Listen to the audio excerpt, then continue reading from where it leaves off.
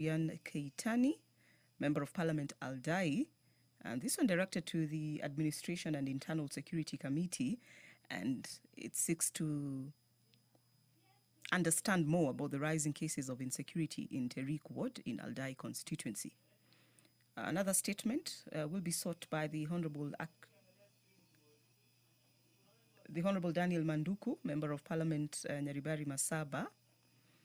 This one is on the delay in completion of the last mile connectivity program in the Nyaribari Masaba constituency, and it will be directed to the Energy Committee. Demolition of stores by the Postal Corporation of Kenya in Kiambu Town is another petition, or rather statement, I beg your pardon, that will be sought by the Honorable Mashua Waithaka, Member of Parliament Kiambu, and it will be handled by the Lands Committee. The orderly is taking notes there, keeping tabs, just counting to ensure that the House does attain the requisite numbers. It is 50 as per standing orders 34, and it is one that is clear on circumstances that spell out a quorum, specifies that it shall be 50 members, and if there is no quorum, the chair immediately after saying the prayer orders the bell to be rung for 10 minutes, which the Honorable Dr. Nyamai has done. And at the expiration of those 10 minutes, then the Speaker may direct the bell to be rung for another 5 minutes. And then if there is still no quorum, then he or she has the discretion to adjourn the House to the next sitting. If that happens this morning, then the next sitting is this afternoon, being that it is a Wednesday and members do have 2 sittings on Wednesday in the morning and in the afternoon.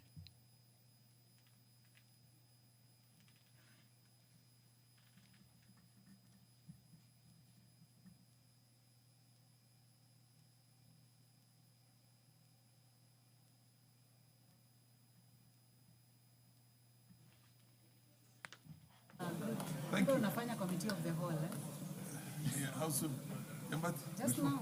So as the bell rings, a brief recap of what was transacted in the House yesterday afternoon.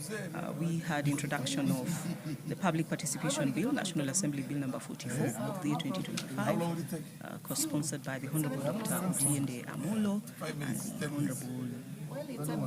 Honorable Samuel Chekonga. And then we had a replying to an exceptional motion. This was tributes of the House following the demise of the Right Honorable Raila Odinga, the former Prime Minister of Kenya.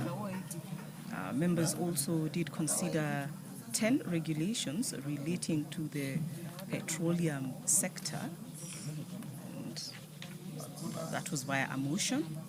And what remains is for the question to be put. Among those regulations is the petroleum business licensing and petroleum logistics facility construction permit, regulations legal notice number 95 of the year 2025. There is the petroleum licensing of petroleum road transportation business regulations via legal notice number 96 of the year 2025. The petroleum retail dispensing site construction and licensing regulations via legal notice number 100 of the year 2025, and the energy retail facility construction and licensing revocation regulations via legal notice number 103 of the year 2025. Members also did discuss 2 bills in the Committee of the Whole House, the Pyrethrum Repeal Bill, National Assembly Bill number 40 of the year 2024, and the National Library Service Bill, National Assembly Bill number 20 of the year 2023. The question remaining to be put on both matters, as well as the Maternal, Newborn and Child Health Bill, Senate Bill number 17, whose debate was concluded yesterday, and all that remains is for the question to be put, for it to proceed to the next stage, as it were, which will be amendments in a committee of the whole House. debate did start on the T Amendment Bill, Senator Bill number 1 of the year 2023, sponsored by the Konoin Member of Parliament, Honorable Brighton Yegon. And on that particular issue, there's just 2 hours remaining, 2 hours of discussions. And hopefully that is a matter that will be handled probably today in the afternoon sitting. A live broadcast brought to you by the Parliamentary Broadcasting Unit in conjunction with the Kenya Broadcasting Corporation. This being a bicameral parliament, the National Assembly is sitting this morning. We have the Senate also sitting this morning, where my colleague Kamchemenza is handling matters. We have our radio broadcast. So that the bill be stopped. Honorable members, we are now properly constituted, so we can start transacting business. Order number 1, administration of oath. Order number 2, communication from the chair. Order number 3, messages. Order number 4, petitions. Honorable members, we have a petition by the member for Lamu East. Is the member for Lamu East in the house? You may proceed.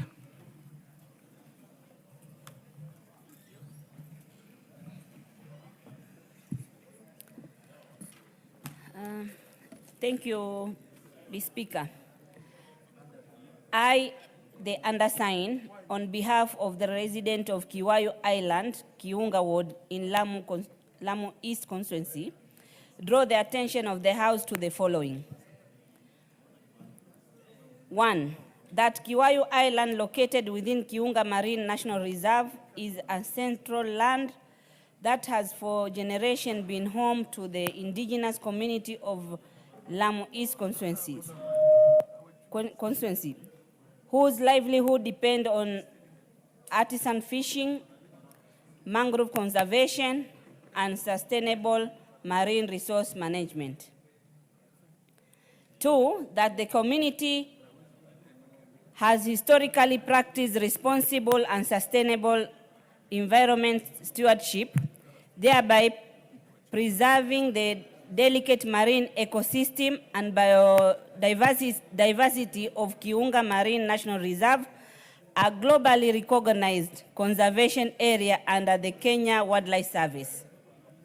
3, that in recent years, private developers have encroached upon the protected marine reserve area, carrying out unauthorized development and commercial activity that contravene conservation law and undermine the right of the local community. 4, that there are reports of fraudulent title deeds and irregular and land allocation purporting to grant private ownership within the marine reserve, despite the area being protected under the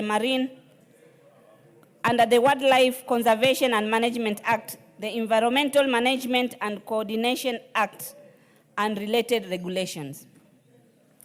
That these illegal encroachments have led to marine habitat degradation, loss of coral reef and fish breeding zone, and biodiversity and the community source of livelihood.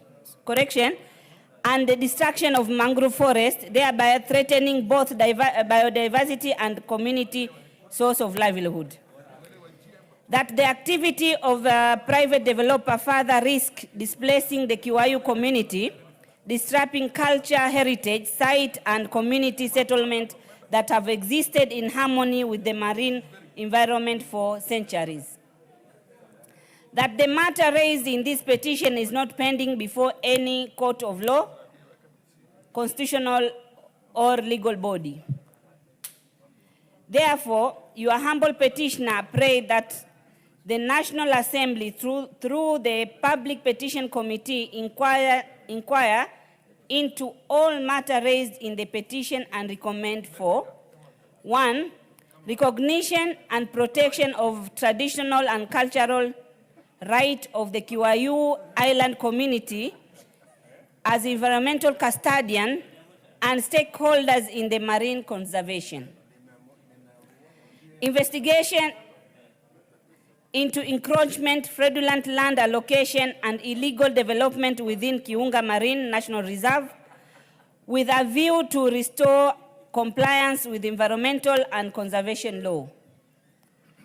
The immediate revocation of any fraudulent or irregular title deeds or lease issued within the Marine Reserve and ensure the removal of illegal investors and development from the protected area.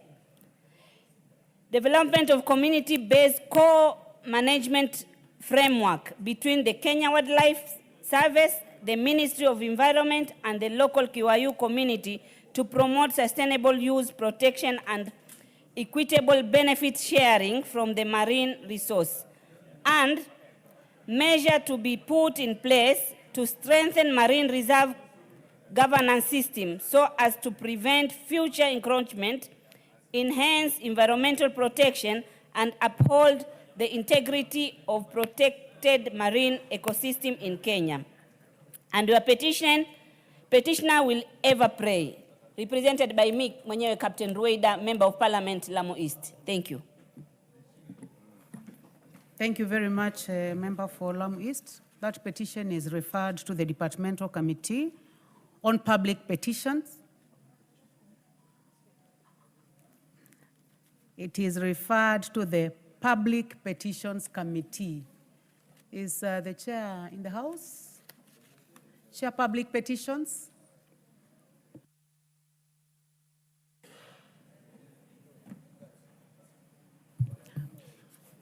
Before I go to the chair, any comments from members on this? I do not see any interest in this at all. So, Honorable Moshangi.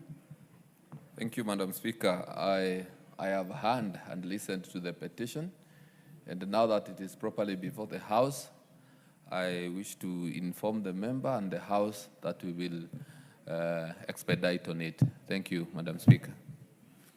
Thank you. Next order. Order number 5, papers. Leader of the majority party.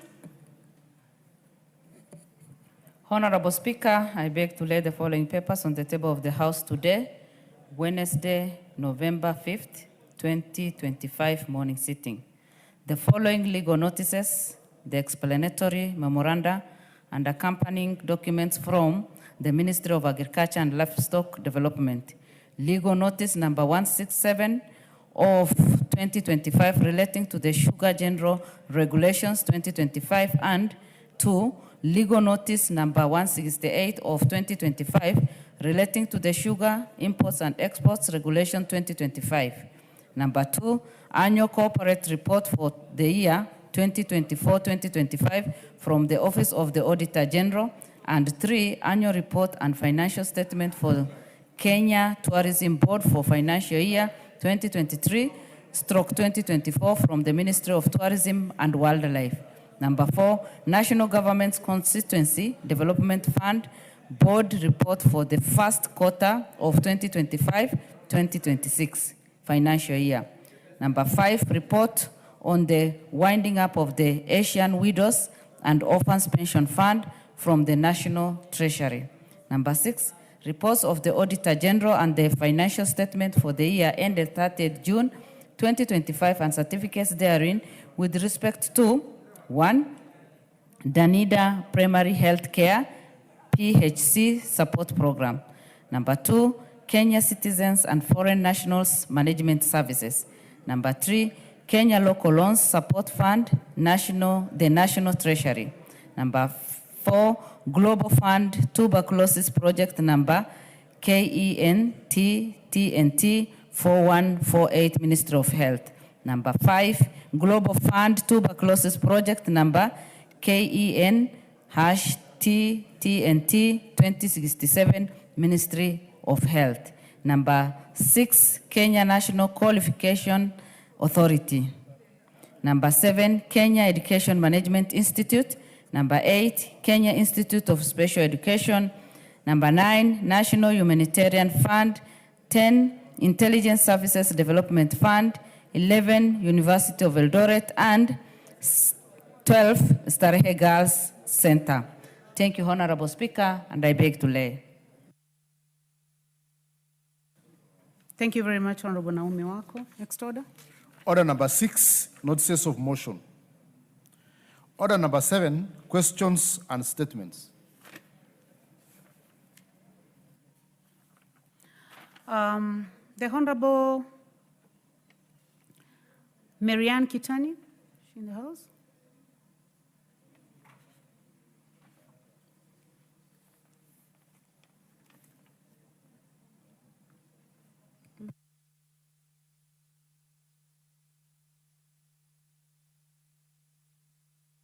In the absence of the Honorable Marianne, that statement is deferred.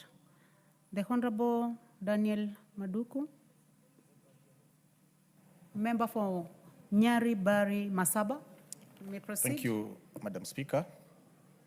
Pursuant to the provisions of Standing Order 44.2c, I wish to request a statement from the chairperson of the Departmental Committee on Energy regarding the delay in completion of the last mile connectivity program in Nyari Bari Masaba constituency. Honorable Speaker, the last mile connectivity program was introduced by the government to enhance universal access to electricity by connecting households and institutions to the national grid. In August 2024, His Excellency the President William Ruto launched the program in my constituency, Nyari Bari Masaba. However, to date, 26 sites identified for connection within the constituency remain unconnected. This delay has adversely affected economic activities and stalled development initiatives in the area.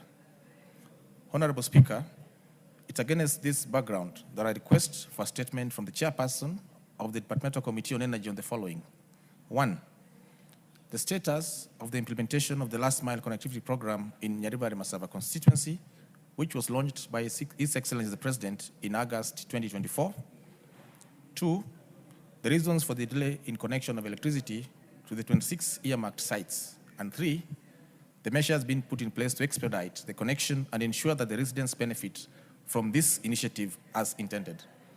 I thank you, Honorable Speaker. The statement is referred to the Committee on Energy. Is the Chair Energy in the House? The Vice Chair? The Vice Chair? In the absence of the Vice Chair, Majority Leader, can you indicate to the Honorable Member for Nyari Bari Masaba when this statement will be presented? Yes, Honorable Speaker, I believe within 2 weeks, the committee should be able to respond. Thank you. To the Chair, the Honorable Mashua Waithaka, member for Kiambu. Is the Honorable Member in the House? That statement is also deferred.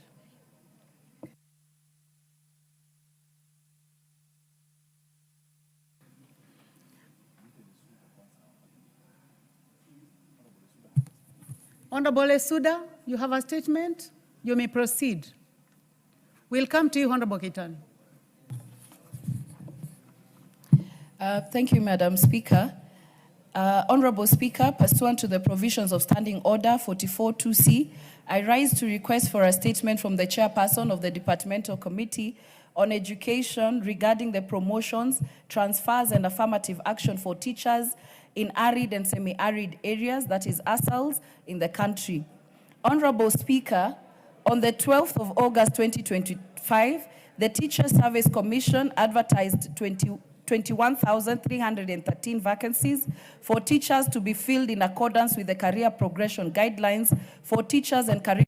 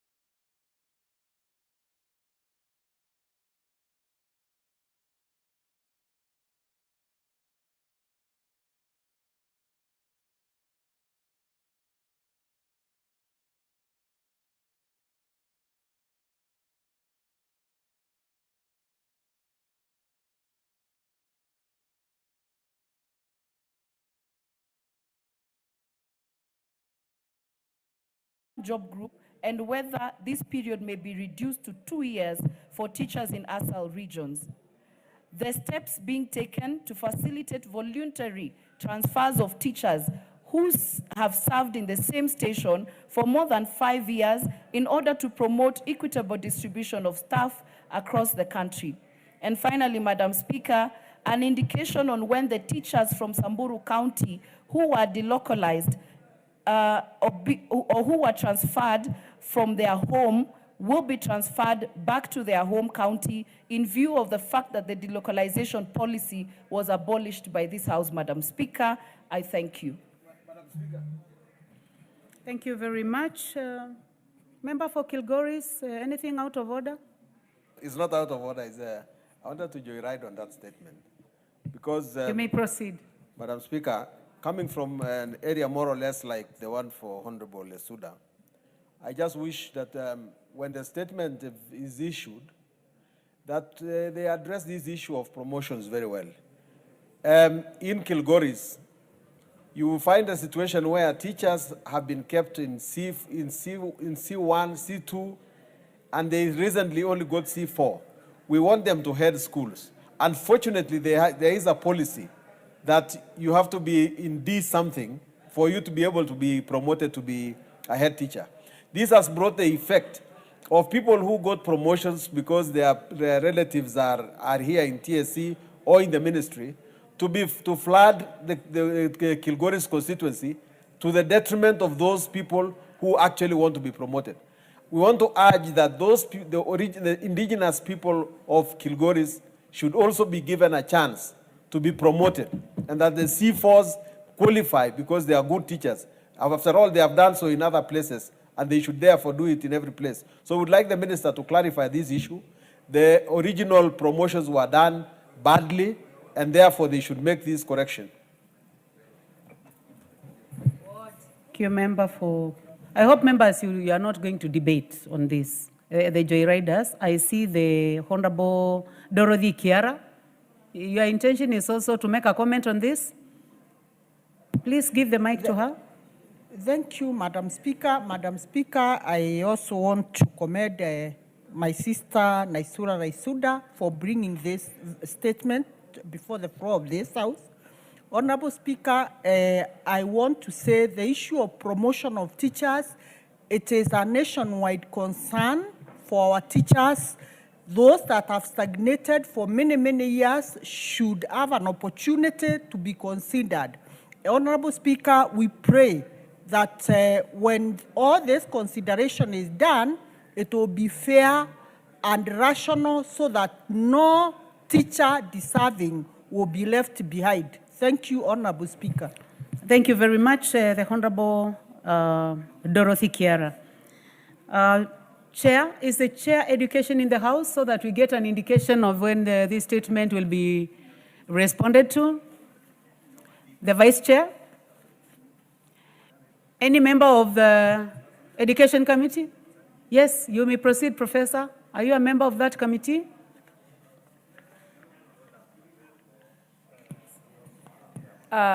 Thank you, Madam Speaker. We can give the report in 2 weeks' time. It is very well. Professor, next order. Next order. Before we go to the next order, I would like to indulge the Honorable Marianne. The Honorable Marianne Kitani, please present your statement.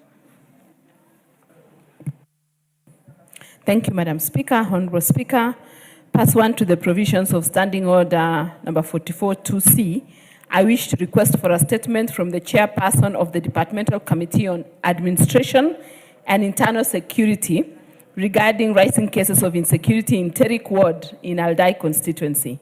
Honorable Speaker, in the recent past, there has been rising cases of insecurity in Terik Ward, specifically in Kipchemwon village in Aldai constituency. For instance, on the 3rd of September 2025, unknown individuals broke into the house of Mr. Dennis Chebai Chesoli of ID number 29406317 and stole valuable items and electronics. The incident was reported to Kapkerer Police Station under OB number 2025. Despite the efforts made by the area chief to provide a list of suspects believed to also operate in Vihiga and Kisumu counties, which are neighboring counties, no arrests have been made to date. The situation has caused the residents to live in fear for their lives and property. Honorable Speaker, it's against this background that I request for a statement to the chairperson of the Departmental Committee on Administration and Internal Security on the following. One, immediate measures that the government is putting in place to enhance security in Terik Ward in Aldai constituency. And two, the status of investigation into the incident reported to Kapkerer Police Station under OB number 050309-2025. And three, measures being put in place to coordinate security operations across bordering counties of Vihiga and Kisumu to address inter-county security challenges. I thank you, Honorable Speaker. Thank you very much, Marianne. Chair? Yes, you may proceed. I can see where you are seated. I was trying to locate you from the place where you normally sit. Thank you, Madam Speaker.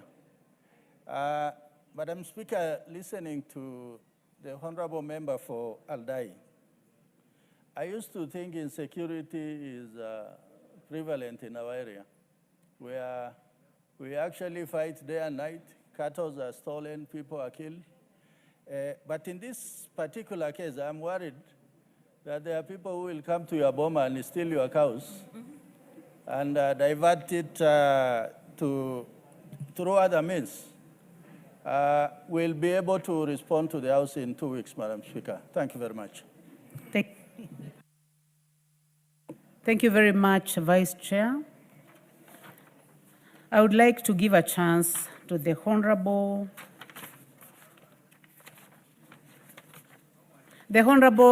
Mashua Waithaka, MP Kiambu. Please proceed. Thank you, Madam Speaker. Honorable Speaker, pursuant to the provisions of Standing Order 44-2C, I rise to request for a statement from the chairperson of the Departmental Committee on Lands regarding the demolition of stores by the Postal Corporation of Kenya in Kiambu Town.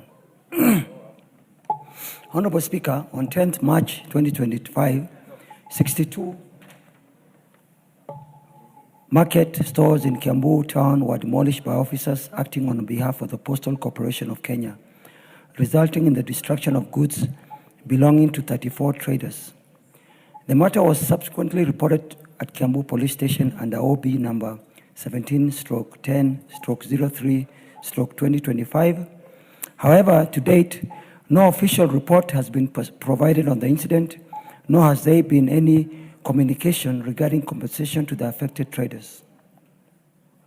The demolition has left many families in economic hardships, given that some of the affected traders are breadwinners whose livelihoods have depended on operating stores on those premises for years. It's also concerning that the demolition appeared to have been carried out without prior engagement with the traders and a clear or transparent compensation plan in place. Honorable Speaker, it's against this background that I request for a statement from the chairperson of the Departmental Committee on Lands on the following. One, a report on the circumstances that led to the demolition of the 62 stores in Kiambu Town by the Postal Corporation of Kenya, including whether any eviction notices or court orders were issued to the traders prior to the demolitions.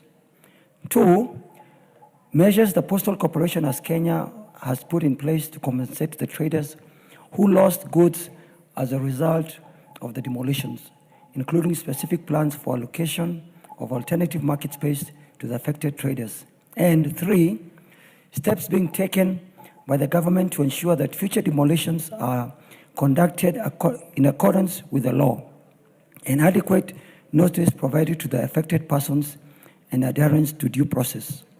I thank you, Honorable Speaker. Thank you. Chairman, Departmental Committee on Lands. The Vice, I cannot see the Vice. Any member of that committee?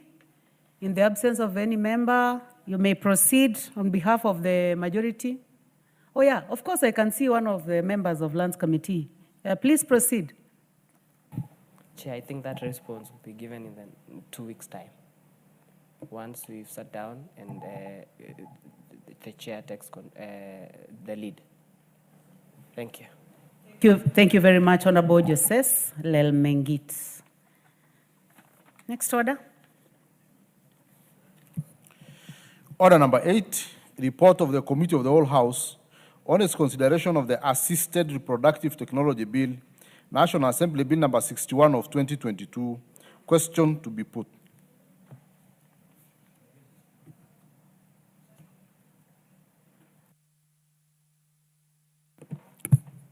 Honorable members, I now put the question that the House do agree with the report of the Committee of the Whole House on its consideration of Assisted Production Technology Bill, National Assembly Bill number 61 of 2022, except clauses 2, 8, 14, 27, 30, and 52, and its approval thereof with amendments, and seek leave to sit again. Will as many as have that opinion say aye? Aye. Will as many as have a contrary opinion say nay? The ayes have it. Next order. Order number 9, Committee of the Whole House.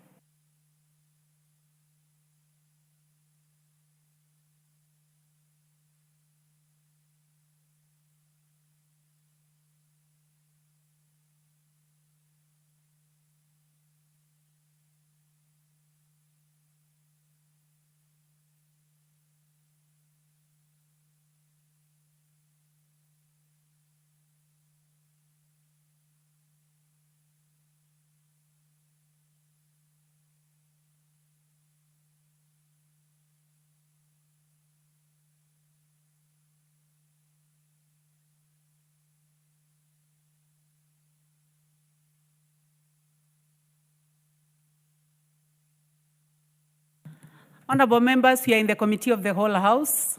This is a continuation of the Assisted Reproductive Technology Bill, National Assembly Bill number 61 of 2022. As you may be aware, we had 6 clauses that remained, and that is what we would like now to finalize. Clause 8. I propose the question that clause 8 be part of the bill. Chair. Honorable Dr. Nikal. Chair, we propose that the clause 8 be amended as in the order paper, and the justification of this is that there is need for collaboration between the national government and the county government in access to delivery of assisted reproductive services. And that was already covered in 7D, so there's no need to have it in clause 8 again. Thank you. Order, Chair. Chair, I think we would like to start with the amendment by the Honorable Peter Kaluma. I would like to give the Honorable Peter Kaluma the opportunity in the absence. I can hear the voice of the Honorable Mili.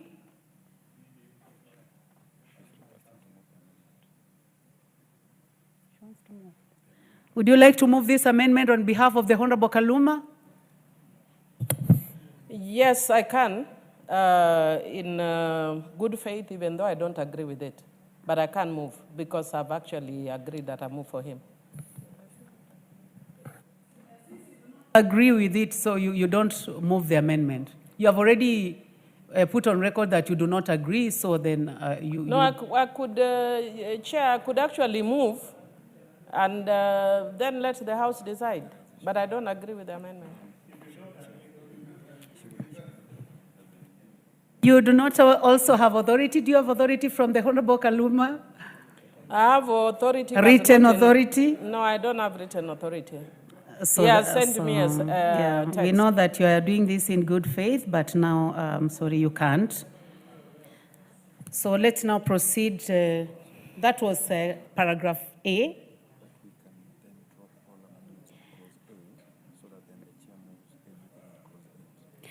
So, honorable members, I'm going to drop everything in clause 8 and allow, by the Honorable Kaluma, and now allow the chair to move the amendment.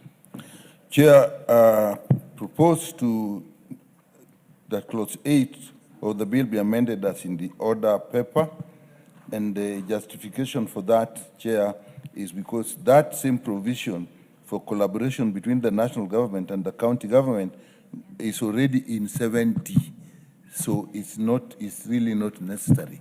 Therefore, we proposing that we delete it. Honorable members, I propose the question that clause 8 be amended as proposed by the chairman. I now put the question that clause 8 be amended as proposed by the chair. Will as many as have that opinion say aye? Will as many as have a contrary opinion say nay? The ayes have it.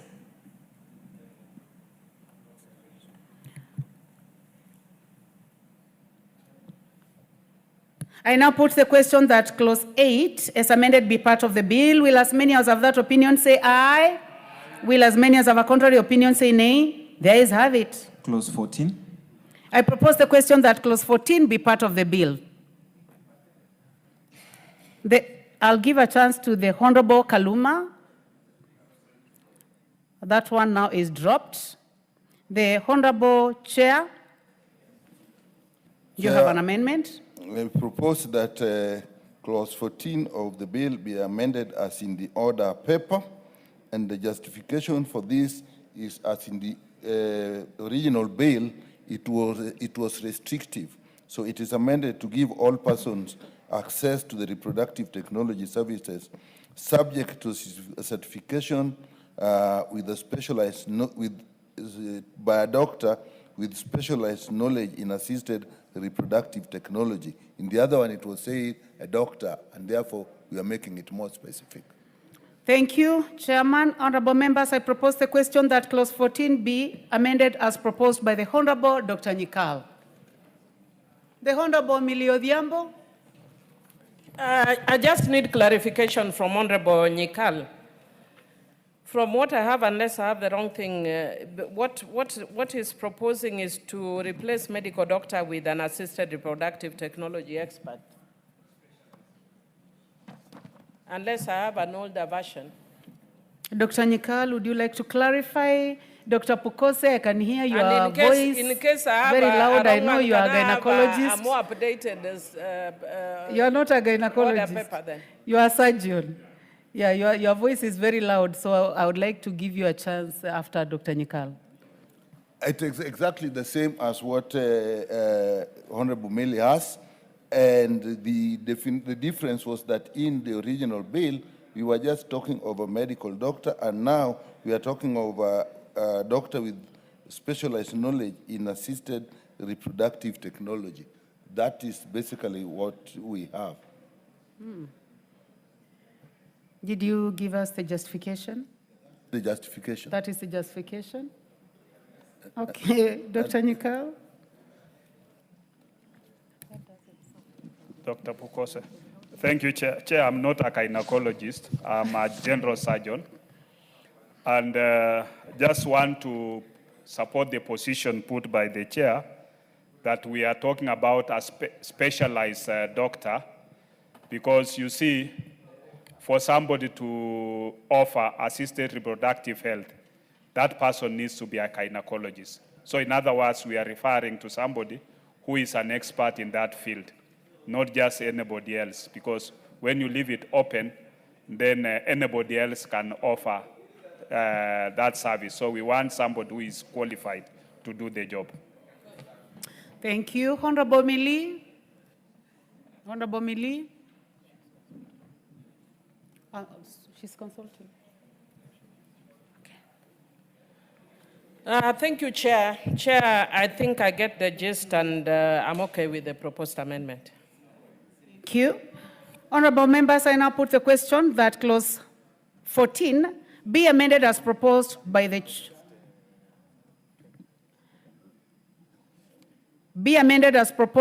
chairman. Will as many as have that opinion say aye? Will as many as have a contrary opinion say nay? The ayes have it. I now put the question that clause 14 as amended be part of the bill. Will as many as have that opinion say aye? Will as many as have a contrary opinion say nay? The ayes have it. Clause 27. I propose the question that clause 27 be part of the bill. I'll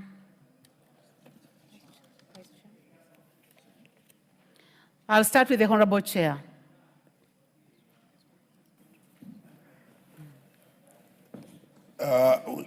Chair, we propose that clause 27 of the bill be amended as in the order paper.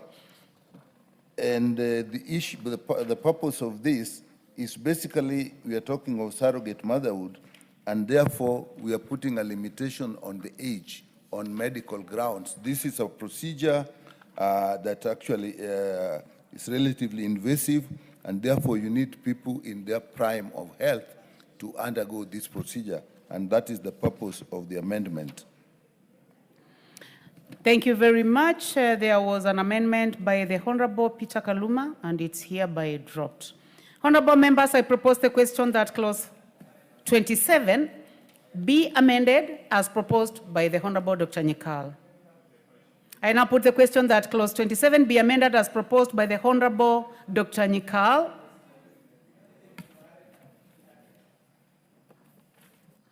Yes, Honorable Millie, member for Suba North.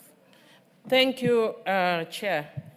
Chair, whereas I have no problem with the proposed, the substantive part, I just wish to record that I have a problem with clause 3 that says where the surrogate mother or intended parent has no genetic connection with the child, the surrogate mother shall, subject to a court order, relinquish all parental rights and responsibilities at birth over the child to the intended parents. And the reason I'm saying this, Chair, is because assuming somebody like me wanted to get a child, it therefore means that I'd have to go to court to get an order. And the issue of childlessness is very stigmatizing. I raised it with the committee. The committee did not agree with me, but I think I wanted to go on record that I don't agree with the committee on this. There's no reason to stigmatize a woman father when they're already having a problem not having a child. Not everybody is brave like me to come up before people to say I have no child. I know, for instance, at this house, there are many people who are childless, but they can't say in public. Some of them can tell me, but they can't say it in public. I know many people who would speak to me about the issue of childlessness. But now when we subject them to go again to court to get a court order, it's very traumatizing. And I remember, and I want to say that when Honorable Joyce Lay raised the issue here before the House, she broke down and cried. Madam Chair, the only tears we need to be shedding is for Baba, not because we are childless, Madam Chair. I think I wish the committee would drop this, but again, because I know I presented before the committee and they made that decision, I would want to plead with the House that if you could put a question to each of them and hopefully persuade the House to drop this subclause 3. Would you like to make some comments for the comfort of the House? You are the one who is going to do it? No, he'll do it, but I'm also... You may start, no problem. Also contributing, pardon? Yes, you proceed. Yeah, Madam Chair, I very understand the comments of the sentiments of our Chief Whip. But, Madam Speaker, the rationale is this, that if there is no genetical connection between the parent, you and that child, then you have to go through the same process as an adoption. Because then, you know, that is not a normal procedure. So the way we go through adoption procedures in court is why we have to do the same, because there is actually no other connection between you and that child. So you have to look for a legal connection, and the connection can be given to you by court. Honorable Millie, who would you like to inform? I wanted to inform the member on the floor. It depends on whether you would like to be informed. Member for Kilgoris, would you like to be informed by the Honorable Millie Odhiambo? Or if I'm still on the floor, maybe I can take the comments and then I can continue. Okay. He has already taken. Can I inform him since he has agreed? Chair. Yes, you may proceed to inform the member for Kilgoris. Madam Chair, Chairperson, I want to thank the Honorable Member. And I know he's very well-meaning because he wants to make sure that the process is above reproach. But I want to inform him that he does not know that his children are his. And yet he has not gone to court to get an order. A lot of things we do by faith. So I don't know why then there's a category that we are forcing to go to court. When our own children, especially as men, you don't know, the only person who knows whether a child is theirs is the mother. You as a man, you don't know whether the child is yours.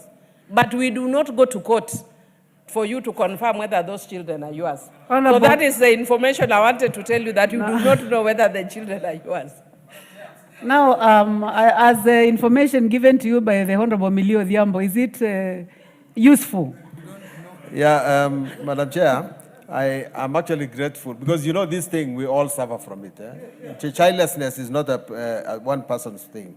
But I want to inform the Honorable Member, because she's also a lawyer like me, that rather fortunately I'm protected by the law, because the law says that all the children that are received in the marriage are presumed to be children of the marriage. So the law presumes whether I was assisted by somebody else or not, that those children are mine according to the law. But this is a situation where please make them legal by going to court so that the court can agree with you. And I don't want to say a lot of things as we weep for Baba, but I think that was the rationale behind it. The Honorable Charles Nguna, member for Mwingi West. Thank you, Madam Chair. While I support the sentiments from Millie is becoming too harsh for men. You cannot just come and tell us we don't know whether the children we are siring, they are from our genetic composition. So, Madam Chair, I guide you to force Millie to withdraw her sentiments, because they are very harsh on parents, especially those who are very sensitive on this issue. No. Millie is at liberty to debate whichever way she chooses to debate in this house. And you know that she has more experience than I believe everyone who is seated in this house today. So, and she has a freedom of speech. This is a house of debate, but we also take your comments, Honorable Charles Ngusia Nguna. The Honorable Dr. Pukose. Dr. Pukose, member for Endebess. Chair, I just wanted to support the position taken by the chair that we know the Honorable Millie appeared before our committee, and this is something that was exhaustively discussed. And the position of the committee is as per the amendment that has been presented by Dr. Nyikal. And therefore, I think, Chair, you can just put the question so that we dispense with this matter. Thank you, honorable members. I now propose the question that clause 14. I now put the question that clause 27 be amended as proposed by the Honorable Dr. Nyikal. Will as many as have that opinion say aye? Will as many as have a contrary opinion say nay? The ayes have it. I now put the question that clause 27 as amended be part of the bill. Will as many as have that opinion say aye? Aye. Will as many as have a contrary opinion say nay? The ayes have it. What is out of order, Honorable Millie? Thank you, Madam Chair. You've been overtaken by events, but I just want to say, even for purposes of all for the next things, that I'd actually indicated that I agree. And Honorable Pukose is actually saying the truth when he says that we discussed this at length at the committee. And I want to thank the committee that agreed with them in actually almost 3/4. But I didn't agree with them on some things which I thought were very fundamental. But when you put, a blanket question, I cannot say yes or no, because I don't agree with the 3, but I agree with the rest. So I just want to put it, to have it go on record that I don't agree with the 3 for the same reasons. that my dear brother Honorable Sunkuli has said that if we make the law, then the law will presume that all these children are yours. So he actually used argument to really support me. But it is, I don't know why we are so fearful of these children, but be that as it may, I let it rest and thank the committee for at least the very progressive parts. Yeah, but I'll let this rest. Thank you. So next order. Close 30. I propose a question that clause 30 be part of the bill. Chair, I start with the Honorable Kaluma's amendment, which is hereby dropped. Chairman,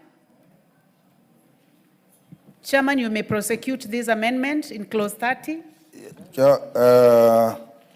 Chair, propose that clause 30 be amended as in the order paper. And if you actually look at it, this carries more of the discussion that was going on, because this is to align the adoption of the intended parent, which is ideal, since the bill does not encourage commercialization of services where there's no genetic connection with the child born through assisted reproductive technology. The requirement for the court process gives enhanced protection. Actually, this is more relevant to the discussion before, and I want to actually explain it a little more. In assisted reproductive technology, when you use the gametes, that is the sperm and the ovum, it is possible that the ovum may come from one of the intended parents, or the egg may come from one of the intended parents. And so, when you then get the child has a genetic connection to one of them. But you can also have a situation where both the ovum and the sperm come from different persons and then put in a surrogate mother or that mother. In that case, the baby has no connection with the both intended parents. And that is what was bringing that in that case, it's more protective to have a court, therefore,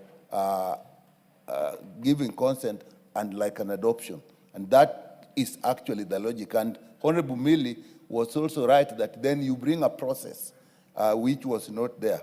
But the committee felt, and still I think the committee feels, that where there's no connection at all, genetic connection, there's need to put further protection. And that is the essence of that amendment.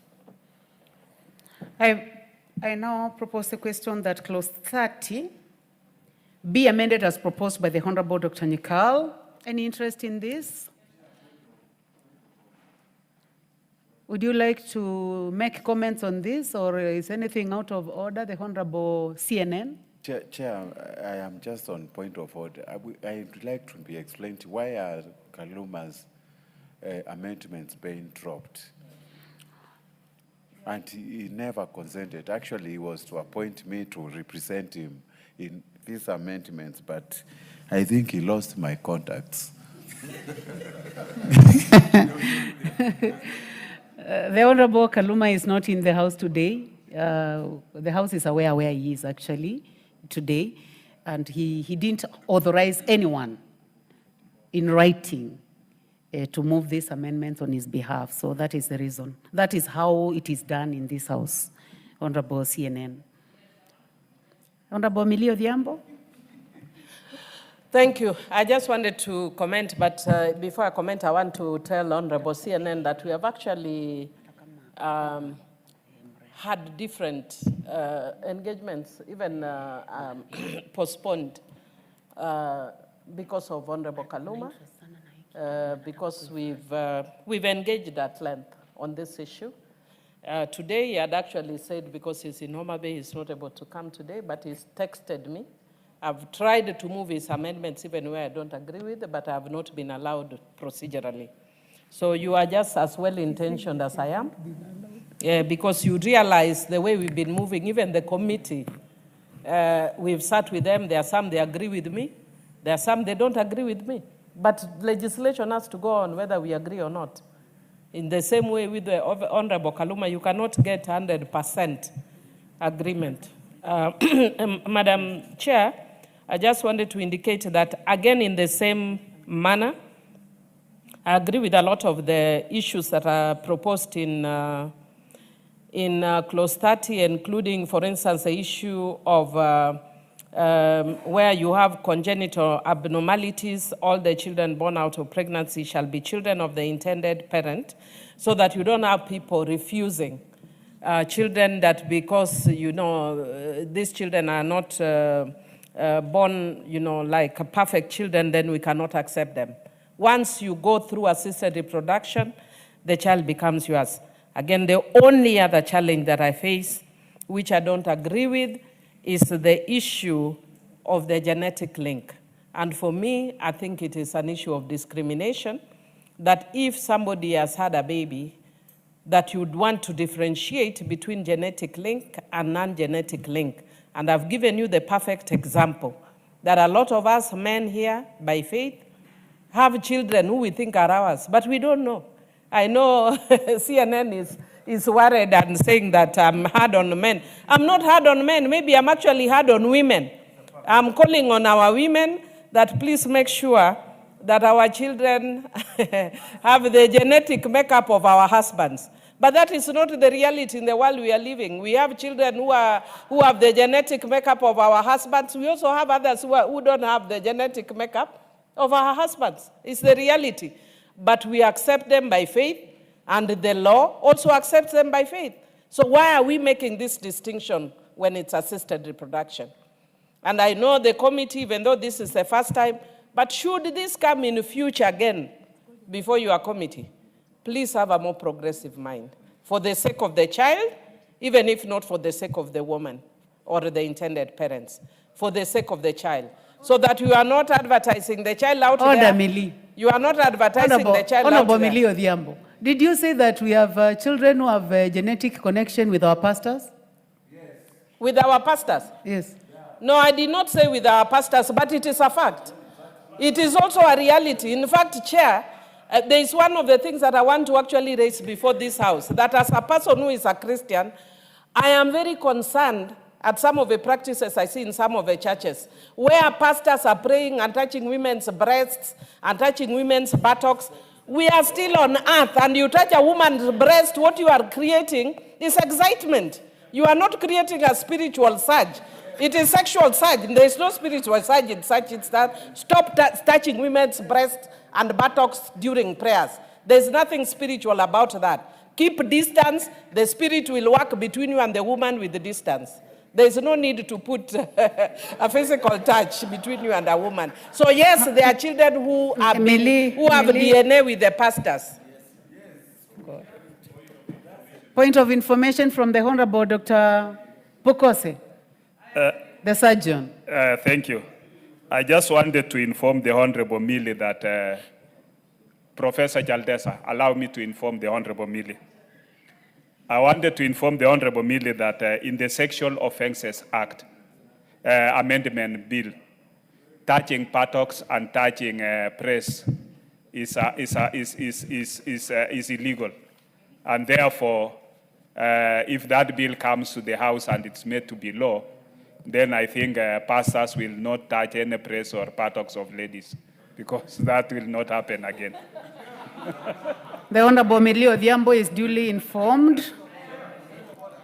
Now, the other people would like to make comments, and they have really been waiting. I would like to give a chance to the Honorable Rahim Dawood, member for North Imenti.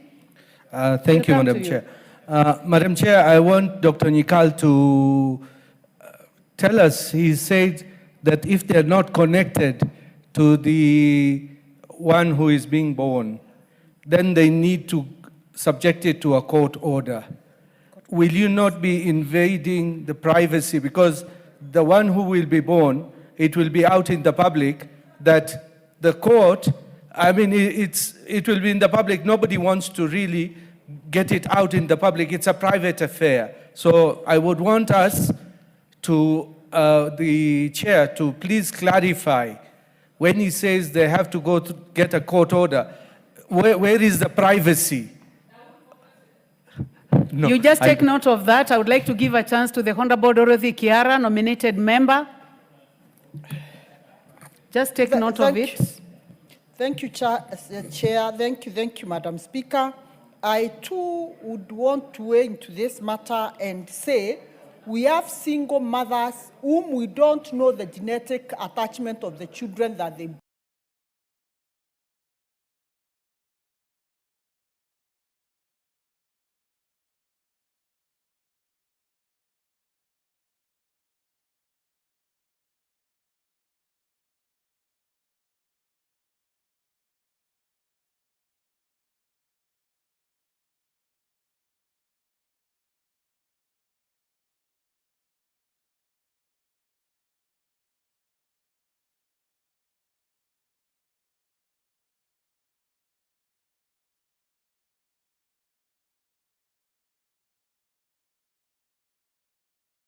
bring up. Then similarly, where people say a surrogate mother, that child is totally alien to them. And there is even fear that people can actually raise such children for purposes that are not really proper. That is why there's need for further protection. And as Honorable Millie said earlier, we see, if you look at further down, you even find that there is even fear that should these children be deformed at birth, then the chances that nobody is connected to them. That's how that bill, that amendment, therefore protects them. The fact that this will be in court, even before surrogacy, there is actually a legal process where you actually have agreements which go through that.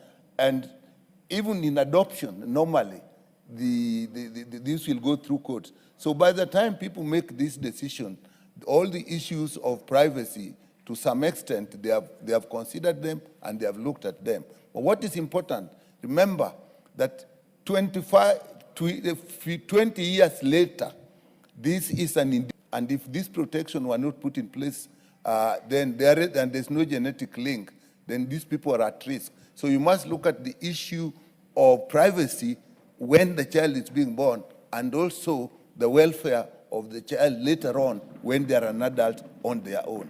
And that is the need for this protection. That's good. Professor Jaldesa, or you are there to give moral support to Dr. Nyikal? Yeah, because you are standing there and actually sharing the notes. Honorable members, I now put the question. Yes, member for Kilgoris, make it quick, please. Sorry, I just had a point of order because just to put the record straight about this issue of about having children within that are not yours during the marriage. They are not there by faith, but by law, because there's a presumption of law. I just wanted that correction. The law says so, that they are your children. So it's not by faith. Okay. Point noted. Honorable members, I now put the question that clause 30 be amended as proposed by the Honorable Dr. Nyikal. Will as many as have that opinion say aye? Will as many as have a contrary opinion say nay? The ayes have it. I now put the question that clause 30 as amended be part of the bill. Will as many as have that opinion say aye? Will as many as have a contrary opinion say nay? The ayes have it. Clause 52. I propose the question that clause 52 be part of the bill.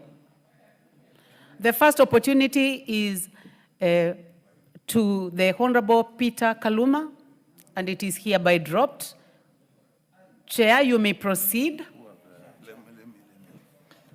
Chair, we propose that the clause 52 of the bill be amended as in the order paper, and this was actually relating to the authority given to the Cabinet Secretary to make regulations, and therefore clarifications were being made. And in A, when we talk of embryos planted in a womb, and therefore substituting the word transferred to, that's a much better word than the word being planted. And informed consent is basically, if you just say consent, it is better to add the word informed. And then the justification for embryos created from gametes, that is actually a technical issue that is being corrected. And research, again, it is very important in this technology that embryos, which are actually human beings, or even gametes before the union into embryos, are not actually used as in research, because people can do all sorts of weird things with embryos. Therefore, again, that is being protected, the use of embryos in research. And that is why the rationale for those amendments in 52. Thank you, Chair. Honorable members, I now propose the question that clause 52 be amended as proposed by the Honorable Dr. Nyikal. I now put the question that clause 52 be amended as proposed by the Honorable Dr. Nyikal. Will as many as of that opinion say aye? Will as many as of a contrary opinion say nay? The ayes have it. I now put the question that clause 52 as amended be part of the bill. Will as many as of that opinion say aye? Will as many as of a contrary opinion say nay? The ayes have it. Clause 2. I propose the question that clause 2 be part of the bill. The first opportunity goes to the Honorable Peter Kaluma. It's hereby dropped, and the opportunity goes to the chairman. 2. Yeah. Chair, we propose that clause 2B of the bill be amended as in the order paper, and as you can see, it's really a raft of definitions. And these are arising from the fact that as we started working on the bill, we were talking of a limited aspect of assisted reproductive technology, but the technology as is now is broader. So these definitions are changed to take into account the broader aspects of assisted reproductive technology and also to take into consideration acts in parliament that exist. So that I think we can take time to go one by one. Like in A, is basically what I've said, to cover all aspects of assisted reproductive technology, where initially that... Chair, since it is on record, you do not need to go one by one. And those therefore are our rationale for the amendments. Thank you, Chairman. Honorable members, I propose the question that clause 2 be amended as proposed by the chairman. I now put the question that clause 2 be amended as proposed by the chairman. Will as many as of that opinion say aye? Will as many as of a contrary opinion say nay? The ayes have it. I now put the question that clause 2 as amended be part of the bill. Will as many as of that opinion say aye? Will as many as of a contrary opinion say nay? The ayes have it.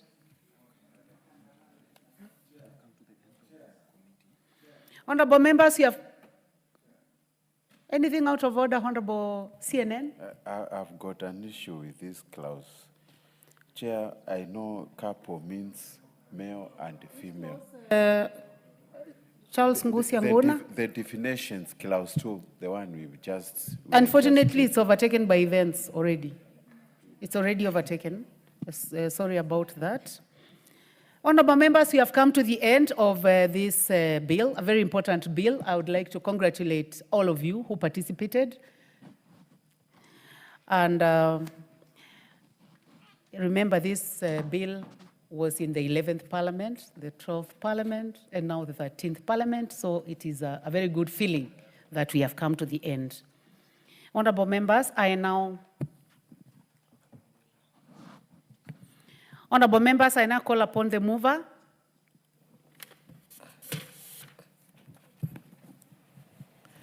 Madam Chair, did we look at the title we did earlier? It was already done last time. Okay, thank you. Honorable Chairperson, I beg to move that the committee do report to the House's consideration of Assisted Reproductive Technology Bill, National Assembly Bill number 61 of 2022, and its approval thereof with amendments. Thank you. Honorable members, I put the question, which is that the committee do report to the House its consideration of the Assisted Reproduction Bill, National Assembly Bill number 61 of 2022, and its approval thereof with amendments.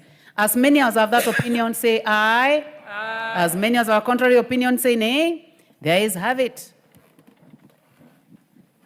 Honorable members, Mr. Speaker.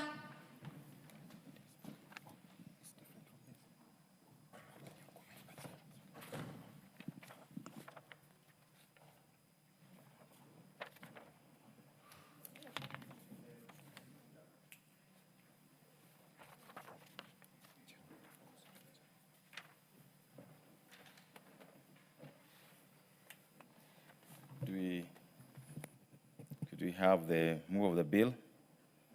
waiting for reporting. Chairperson of committees.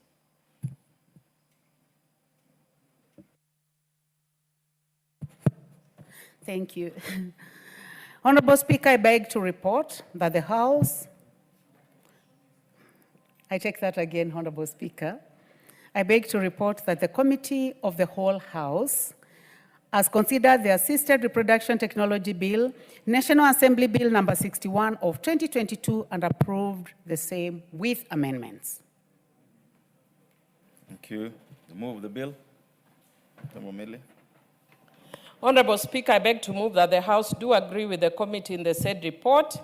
I also request Honorable Irene to second the motion for agreement with the report of the Committee of the Whole House. Honorable Rembo, Yep. go ahead. Yes, Honorable Speaker, I second. Thank you.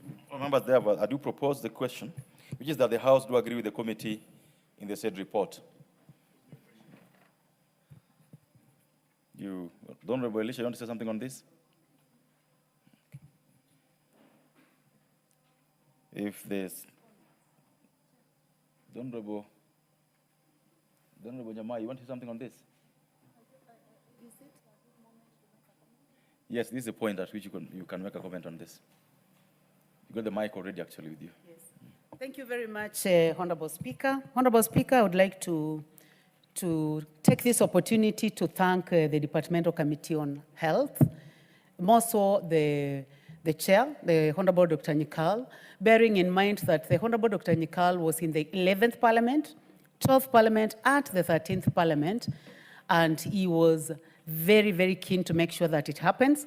I would like also to take this opportunity to comment the effort that was made by the Honorable Millie Odhiambo and the zeal that she has shown in this House and outside the House to make sure that we have this bill getting this far.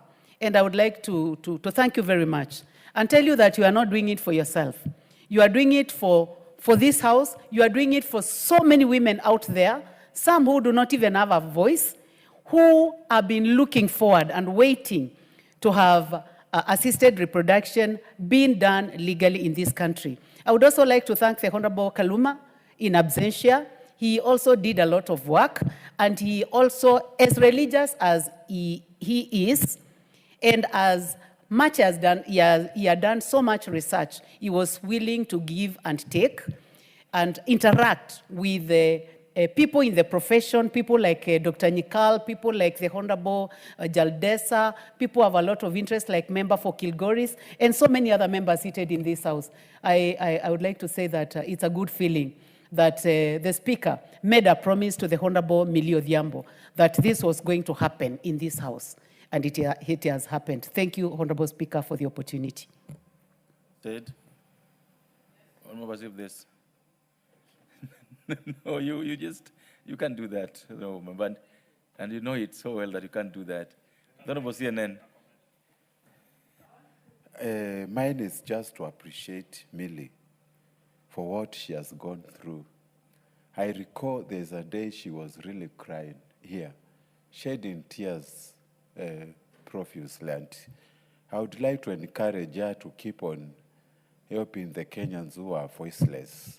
This bill it will help many Kenyans, especially who have got no children. And it is high time we just clear it and remove all the controversies we have been explaining to this bill. So far, Millie, congratulations for this achievement. You've really helped many Kenyans so far. And I am looking forward to committee actually making sure this is fully implemented in our country without any controversy or interjection by anybody. Thank you and congratulations. Bad girl. Thank you. Honorable Pukose. Thank you, Honorable Speaker. Honorable Speaker, this is a bill that has come a long way, and it has created a lot of controversies. And I want to thank all the people who made various presentations. It had a lot of public participation. Honorable Speaker, assisted reproductive technology is already being practiced in this country. So it is not something new.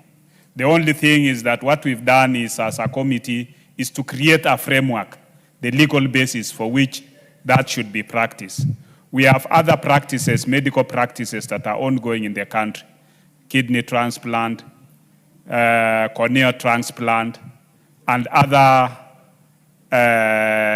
medical practices within the country. So what we're doing is to create a framework in which our doctors can be able to practice in a legal way, and in which also women in this country, and not just women alone, also men can be able to have children in an environment where there is a legal provision without somebody feeling that, and also making it not to be very expensive. I think many women outside there and men who want to have children through this assisted reproductive, it is being very expensive. And therefore, I think even the national referral hospitals, the national government, the county governments should be able to put in place services that can offer this service, institutions that can offer this service at an affordable. And we are hoping that even the share shift coverage should also now be amended to give coverage for this service so that our Kenyans can be able to have children without any obstruction, without any financial constraints. Thank you, Honorable Speaker.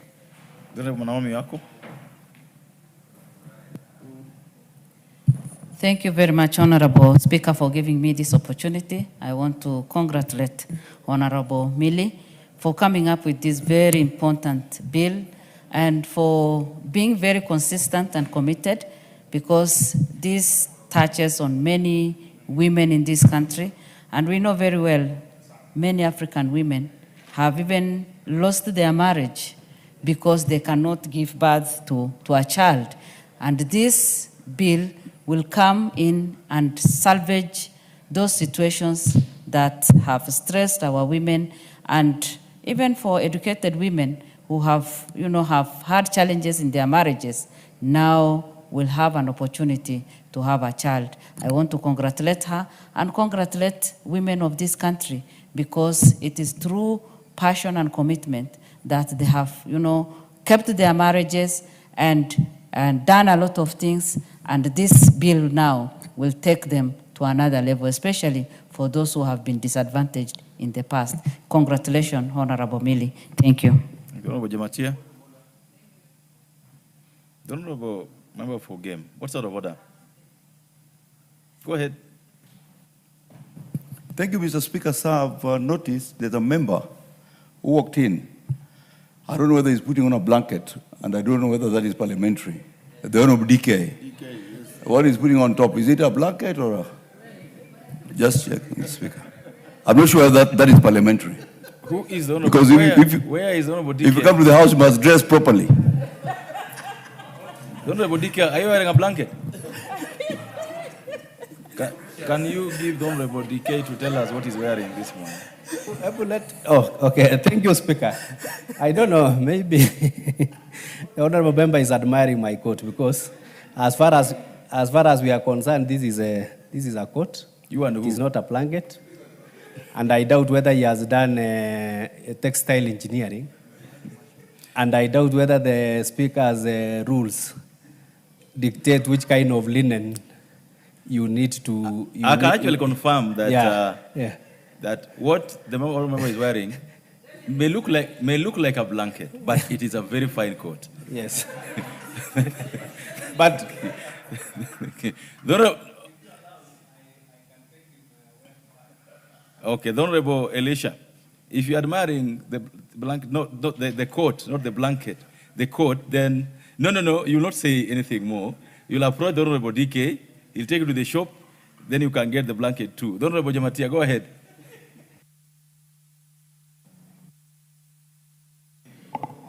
Thank you so much, Mr. Speaker. I also want to take this opportunity to congratulate my sister, Honorable Millie, the bad girl, for this very important bill that is before us today. I also participated in several ways through the committee, through our groups in Kewapa, to ensure that this bill sees the light of the day. And I want to say that this is a bill that is going to be a game changer, not only in Kenya, but within East Africa. If you realize, just like Honorable Bukose said, most of these reproductive health is happening in Kenya, and most people travel all over the place to come and get this assisted reproduction. And I want to tell Honorable Millie that it is not only this idea that to help women and men and the society at large, but also helping God's creation. Because we were all sent to this world to procreate. And sometimes, probably genetics and vagaries of the day, you might not be able to get children in good time. And this is going to be one of the best bills that is going to help human beings. For the first time, that Kenyan, you can walk into a hospital, you want to get a child or a baby or babies, you sometimes choose the sex and all those kind of things. And this is going to be, one of the best bills that I would really look forward to see the assignment of the president, because it's going to help all of us. Thank you, Mr. Speaker. Honorable Dawood. Thank you, Mr. Speaker. Mr. Speaker, first, I'd like to congratulate Honorable Millie for her persistence in getting this bill passed. I remember she's been doing it for the last 2 or maybe 3 parliaments, I don't know. But at least this now puts the legal framework for surrogacy and assisted reproduction, where we did not have a proper law to guide us. But with this, I think the guide is there, and it will go a long way. We now need to get people to do the surrogacy so that we do not have broken families, because that's where people blame the lady. Maybe there is a problem with the man. And we just take as God sent that this is there. Thank you, Mr. Speaker, and congratulations.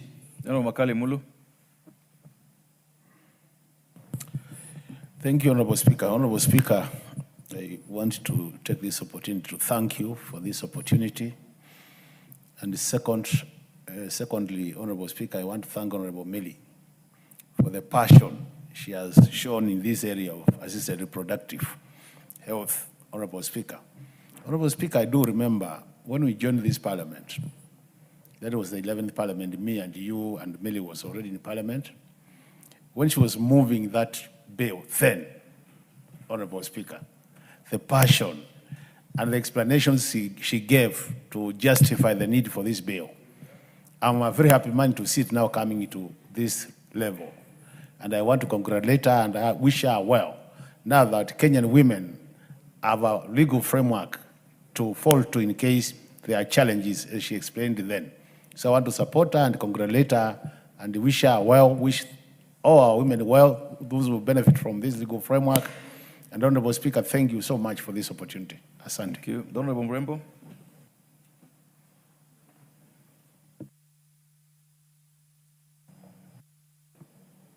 Thank you, Honorable Speaker. I want to congratulate our colleague, Honorable Millie Odhiambo, for the good work and the patience since the 11th, the 12th, and now the 13th Parliament for pushing this bill. I also want to congratulate the Chair and the Health Committee members for having come up with a very important bill that many women have been struggling with. I've come across so many issues with regard to women not being able to give birth, and I want to thank Honorable Millie for this. Even other women not being able to carry full-term fetus, and I want to congratulate Millie for this. We know there are so many families that have broken down, so many marriages that have ended because of lack of children. And I want to say, may the Lord always bless you, Millie. Keep on pushing, even to fight for women. You do not know what you have done to women in this country. Thank you very much. Kiara.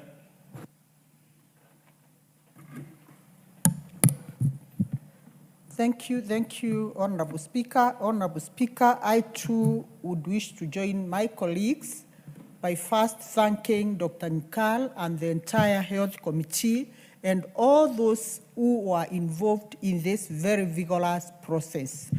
I also want to thank my sister, my senior, my mentor, Honorable Miria Odhiambo, who has been very, very consistent in fighting for the vulnerable, championing for those that have issues beyond what we can comprehend. Honorable Miria, I know you have brought and championed very many bills in this parliament, but this alone will go a long way in that it is going to raise the spirit of many women who have been crying silently out there. The many women who don't know who to turn to. And I want to strongly say, even one day, that day when you'll not be able to be in this parliament, this particular bill, which has given hope to the crying women of this country and to the men who don't know what to do when their wives are being condemned left, right, center, then, Honorable Miria, I want to say, when you are alive, we want to put flowers on you and say, may the good Lord continue giving you that strength and the spirit to champion the needs of the less privileged, those that God did not give the opportunity to use their own to what we cherish most, that is human life.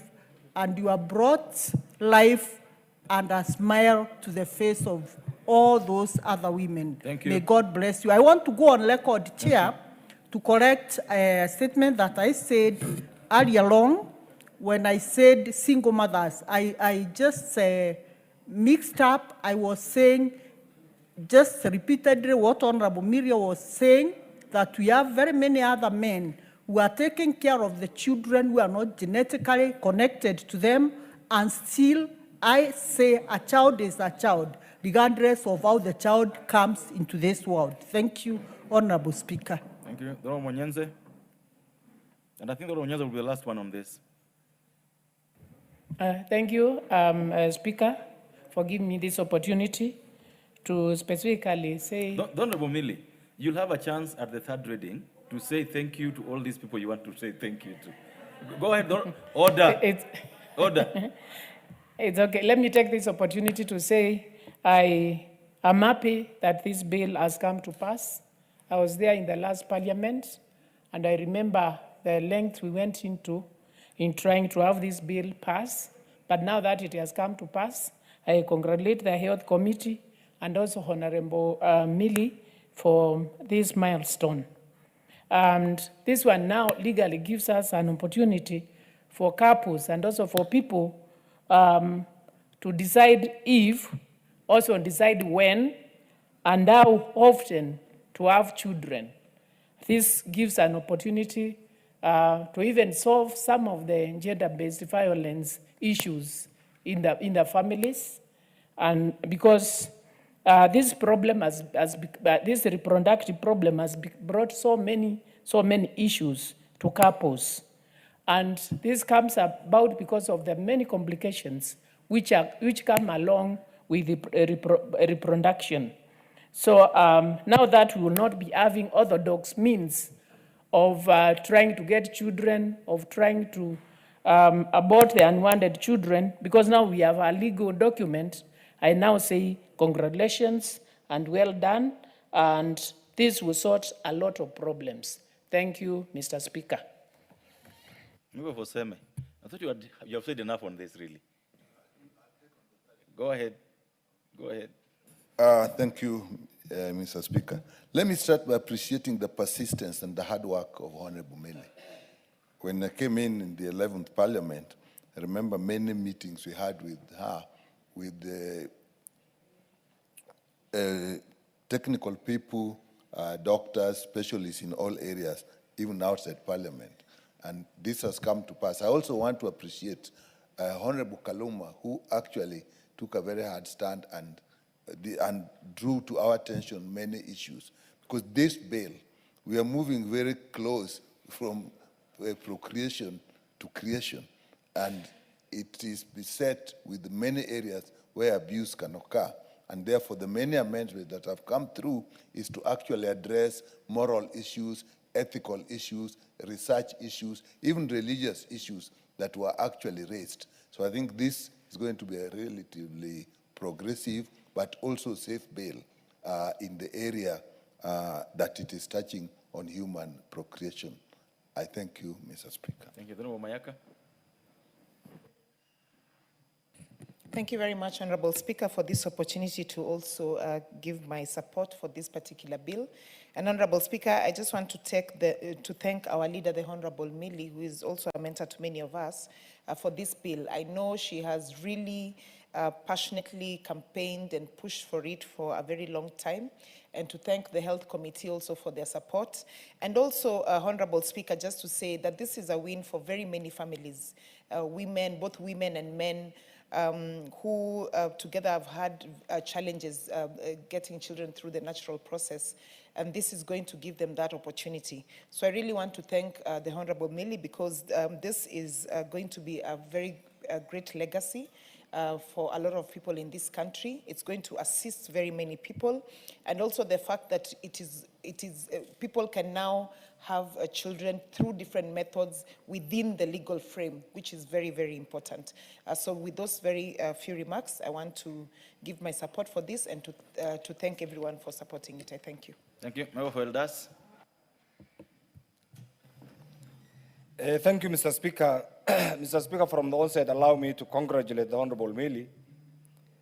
I have interacted with Honorable Millie as an activist, as a nominated MP, and as an elected MP. And I think one thing that comes to my mind whenever I see her is her persistence, consistency, and determination actually to achieve issues that she flags as her priority. And I think this is supposed to be the hallmark of any politician or any human being. Mr. Speaker, I have had the privilege of going through sections of the bill, but I think the issues that come, I am a practicing Muslim. There are certain fundamental things that has been in the offing all over, that contradicts the Quran, that negates the constitutional provisions, and that's often against the African society.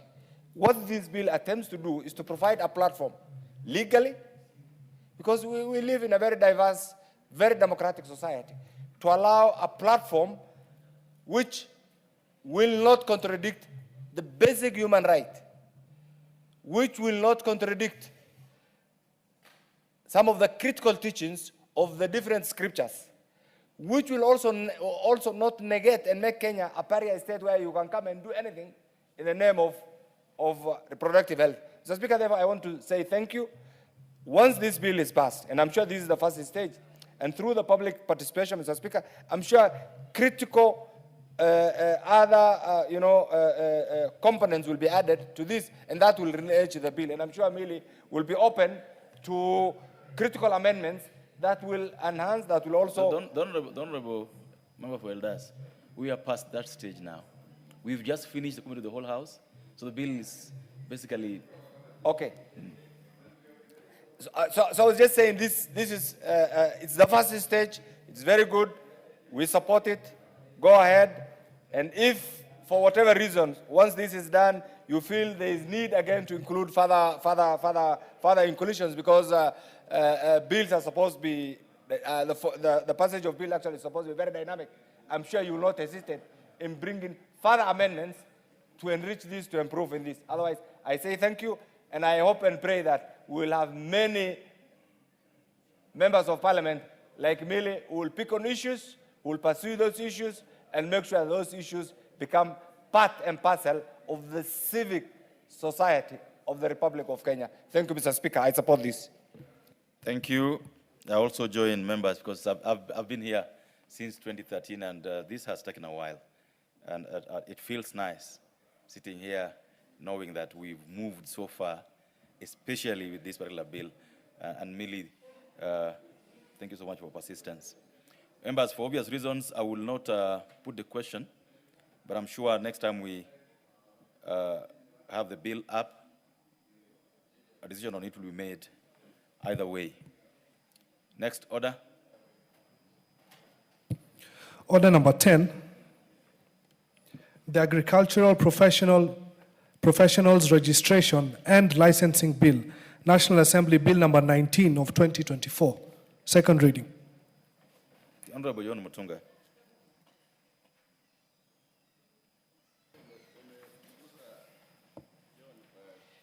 Thank you, Honorable Speaker. Honorable Speaker, I stand to move the Agricultural Professionals Registration and Licensing Bill, National Assembly Bill number 19 of 2024.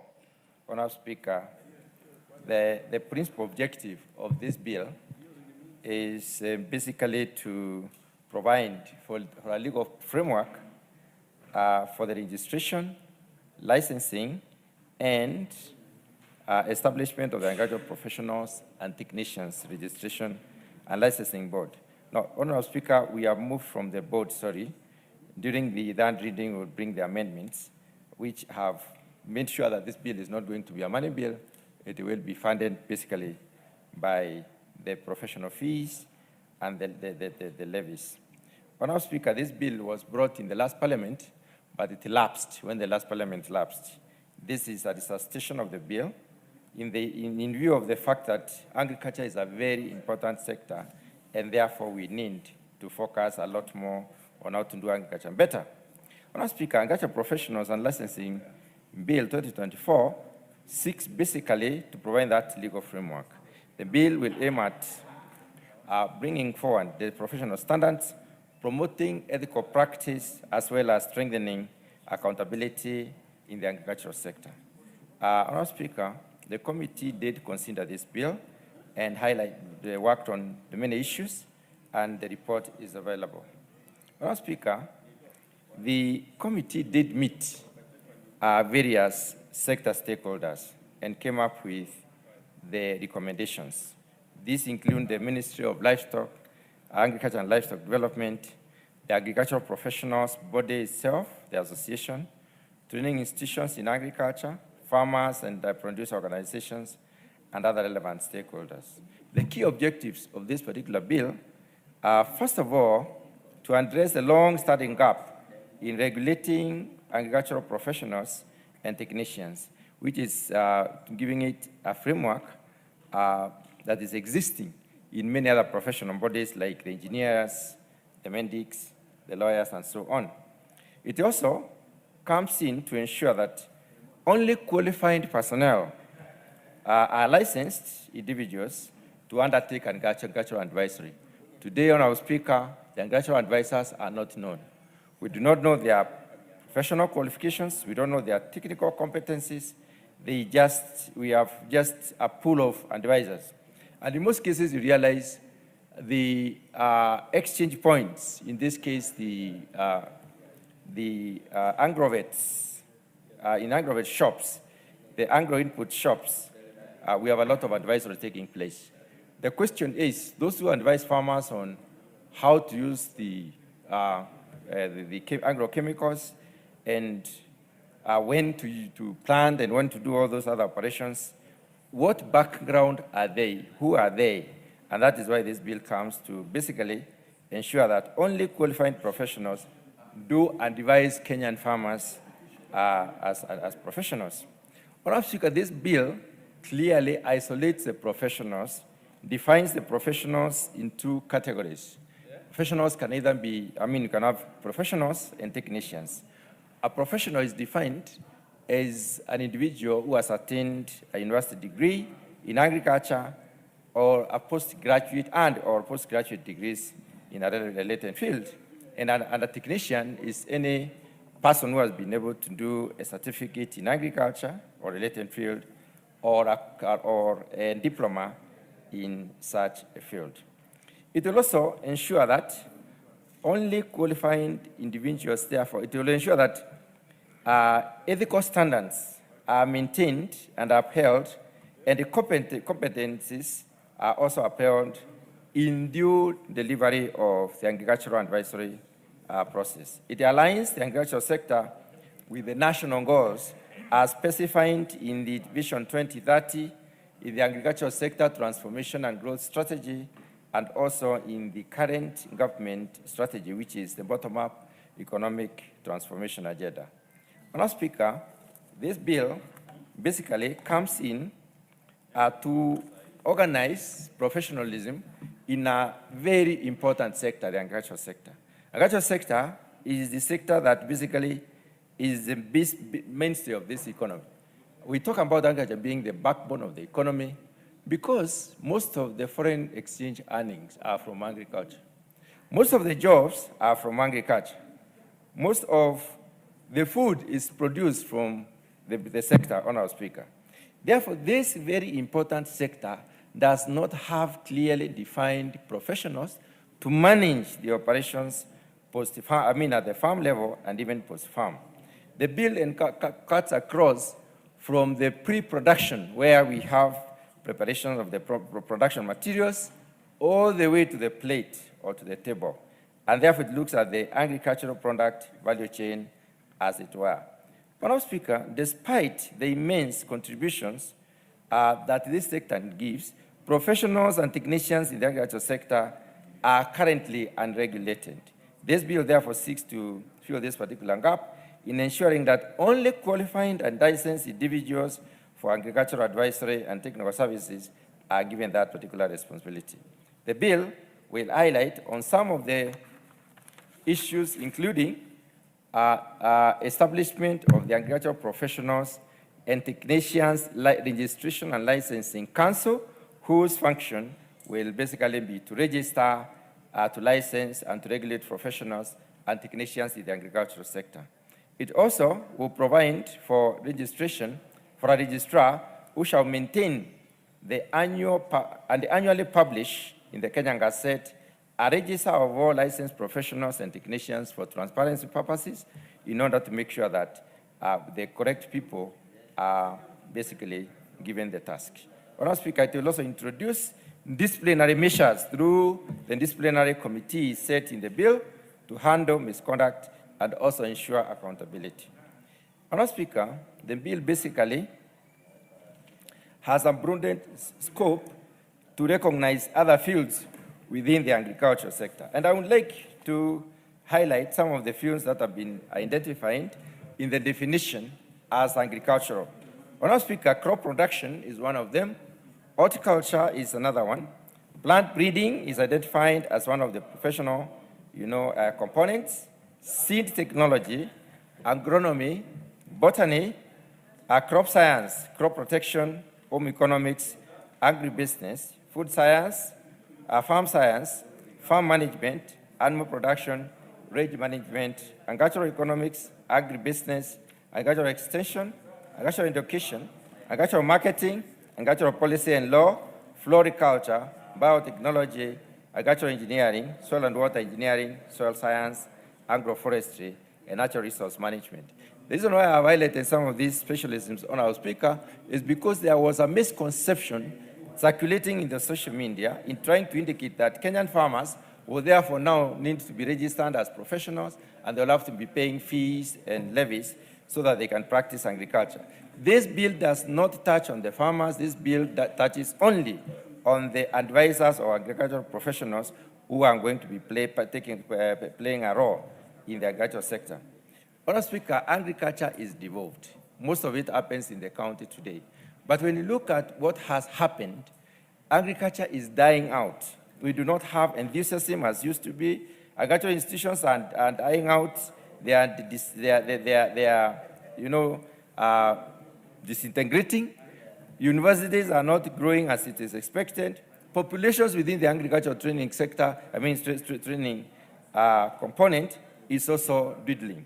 The reason is that the importance that the Kenyans have attached to this particular sector, because it has not been given the correct attention. we need to identify professionals so that we can be able to assign them the responsibility of growing the sector as well as enabling the country to move forward in order to move from agricultural producers to other sectors that may support this particular economy. When I speak at one point in time in this House, a certain member alluded to the fact that agriculture should not be highlighted as one of the key important, or it is wrong to say that agriculture is important because we need to move from agriculture, we need to leave the GDP support to around 4% or 3% or less, and then look at other sectors. Honorable Speaker, we cannot move. Most of the countries that have moved to 3% agricultural support did move through the transformation, the agricultural, what we call the Industrial Revolution.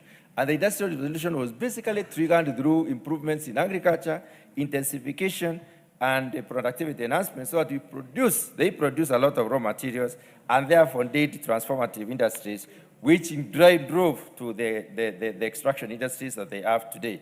And that is the path we need to pass as a country. The other issue, Mr. Speaker, is that Kenyan agriculture is getting better reorganized. There is investment in the Kenya School of Agriculture.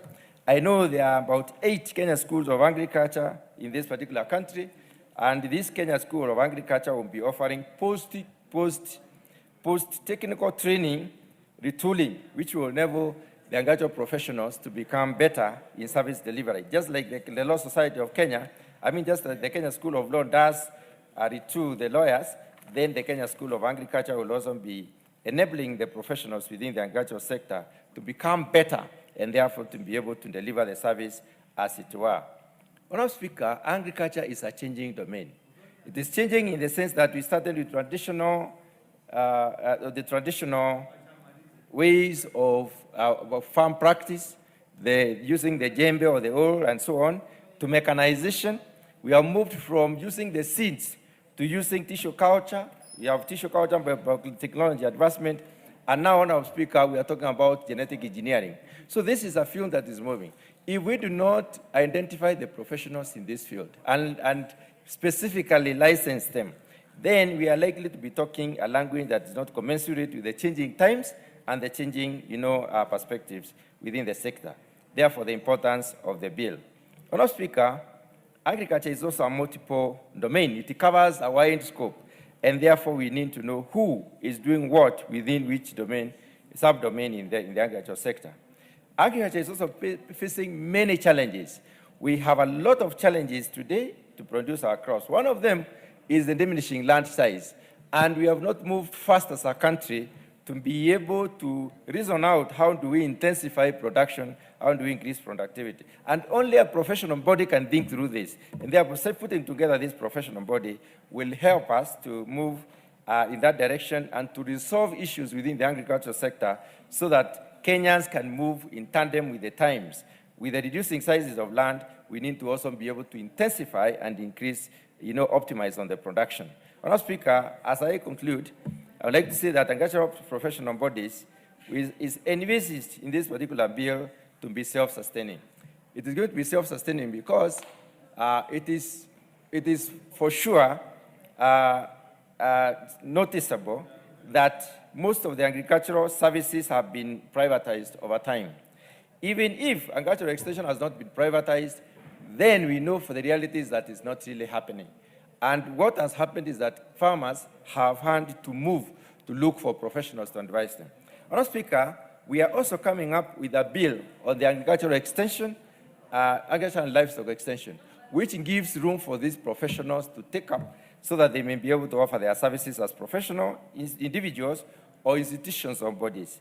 And that is why this bill is key in order to identify, register, and basically regulate these professionals. Honorable, with those few remarks, I wish to move and call upon the Honorable Kibagendi to second.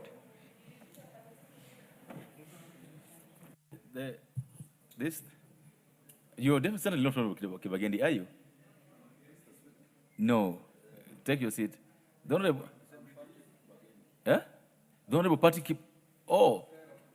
The Honorable Party keep. Okay. Yes. I'm trying to check. Thank you, Mr. Speaker. I'm trying to check my board. There are two Kibagendis in So this this house. is the Honorable Patrick Osero Kibagendi. Yes.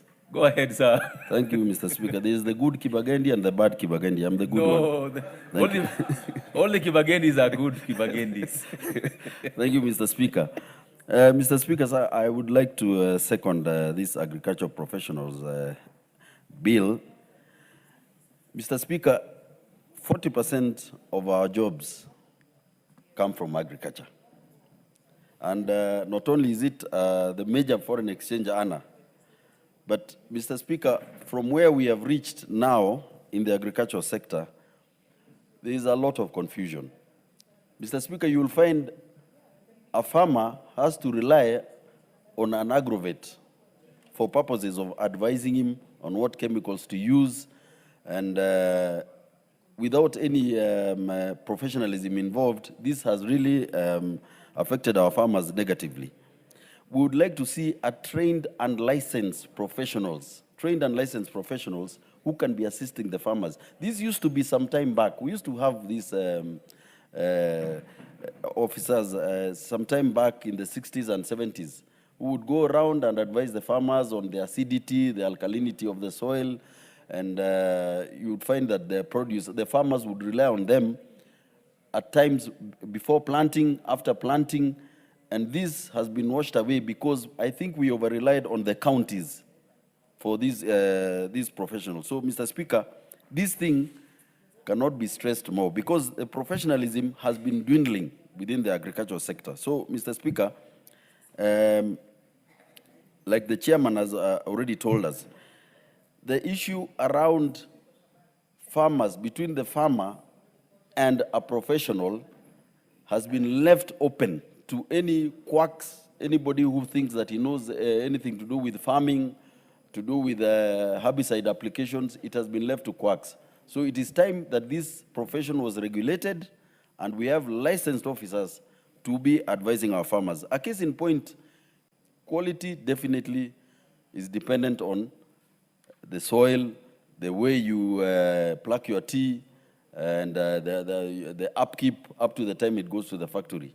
Now, these same issues can be related to the agricultural professionals bill because if we had people to advise the farmers, the time of application of fertilizer, when and where, we would not be where we are because we can see the farmers, especially the farmers of the west of the Rift, are really complaining. They are saying the T-bonuses they got, something was totally wrong.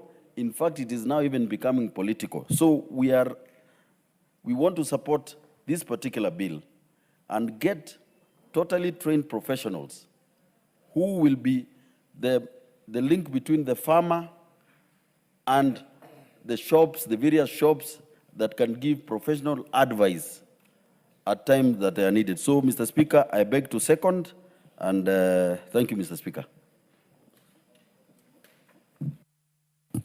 Honourable members, I therefore propose the question that the Agricultural Professionals Registration and Licensing Bill, National Assembly Bill number 19 of 2024, be now read a second time.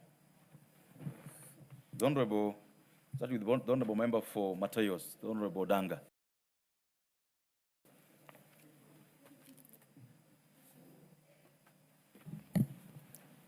Thank you, Honourable Speaker.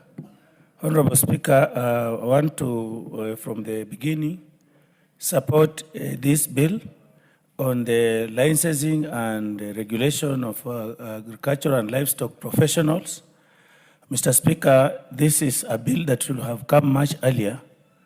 We remember very well in the early years, 60s, 70s, when Kenya was booming with agriculture, when manufacturing was booming, there were those extension officers under the ministry, and they were doing a good job. They had even the pickies and everything that would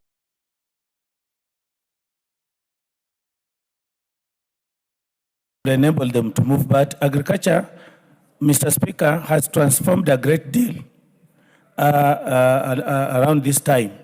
It requires a lot of professionalism. Agriculture, like the chair said in the beginning, gives Kenyans about 40% of jobs. And this is the kind of sector that cannot be left just to everybody, to the quacks, to the agrovet owners, and so on for advice a lot of times. And we are happy that this bill is coming up.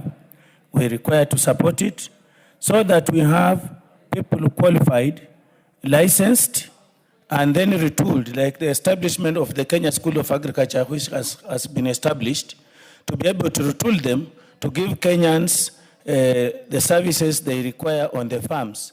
At the moment, Honorable Speaker, Kenyans have again reawakened. Many of them, you go outside in the countryside, you find many of them are really in the farms. Food production is increasing, and even other crops, the cash crops and so on. There's a lot, and Kenyans are taking them up. This House, Mr. Speaker, has made discussed several bills here and made them into acts to make agriculture vibrant again.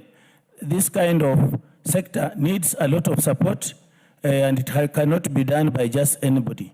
It must be controlled, regulated, and those people providing those services, advisory services, need to be really professionals.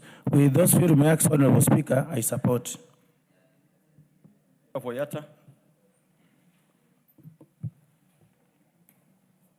Thank you. Thank you, Mr. Speaker. I rise to support from onset Honorable Dr. Mutunga for bringing this particular bill, Mr. Speaker. Importantly, agriculture is the backbone of the economy. It contributes about 25 to 30% of GDP, Mr. Speaker. It employs about 70% of the rural population, Mr. Speaker. If you look at the first one, they have a legal framework, Mr. Speaker, to protect farmers. And that's why I stand to support this particular bill, Mr. Speaker. If you look at currently, Mr. Speaker, we have quacks who have been exploiting farmers, Mr. Speaker. And that's why we need a professional body, Mr. Speaker, to protect the interests of farmers, Mr. Speaker, so that farmers can get proper advice, accurate advice from professionals, Mr. Speaker. Mr. Speaker, we have quite a number of youth who are actually in the field of agriculture, Mr. Speaker. With this particular bill, we are going to encourage many professional youth to join agriculture and to earn properly within agriculture as a sector, as a field, Mr. Speaker. Mr. Speaker, through the bill, we'll be able to enhance service delivery and productivity within agriculture, Mr. Speaker. And that is why it's important, it is timely to have a professional body, a legal framework to protect and advance agriculture, Mr. Speaker. Kenya, we have Vision 2030, Mr. Speaker. This particular bill aligns with that Vision 2030, Mr. Speaker, whereby agriculture as a sector is actually envisaged to be able to grow, to be able to have a country where food production can actually be at the same level with what we have in the first one, Mr. Speaker. And that cannot be attained unless we have a legal body that regulates agriculture as a sector, Mr. Speaker. Importantly, Mr. Speaker, we need to strengthen accountability and oversight within agriculture, Mr. Speaker.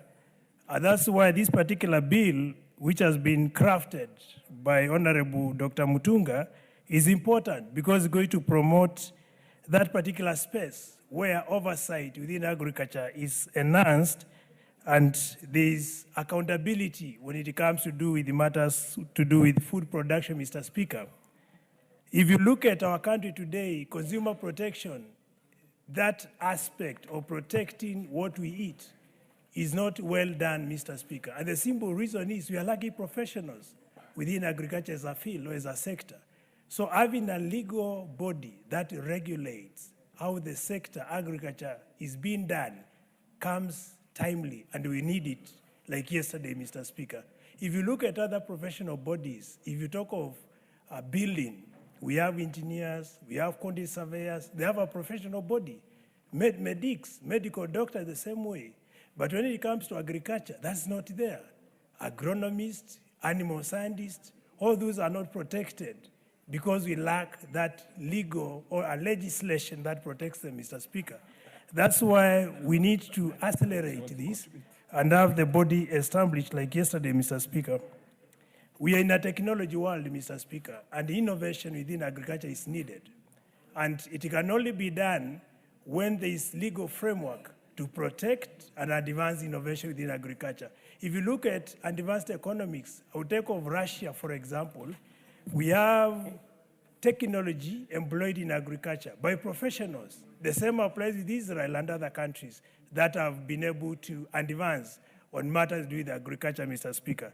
Therefore, in a nutshell, Mr. Speaker, to summarize my only summary, I would say this is a very important bill, and I stand to support it so that at least we have a legal framework and we are able to protect our farmers, more so rural farmers who need professionals to advise them accurately and to give them proper evidence-based advice to advance and promote production, more so on agriculture, in all spheres of agriculture. Thank you, Mr. Speaker. I support.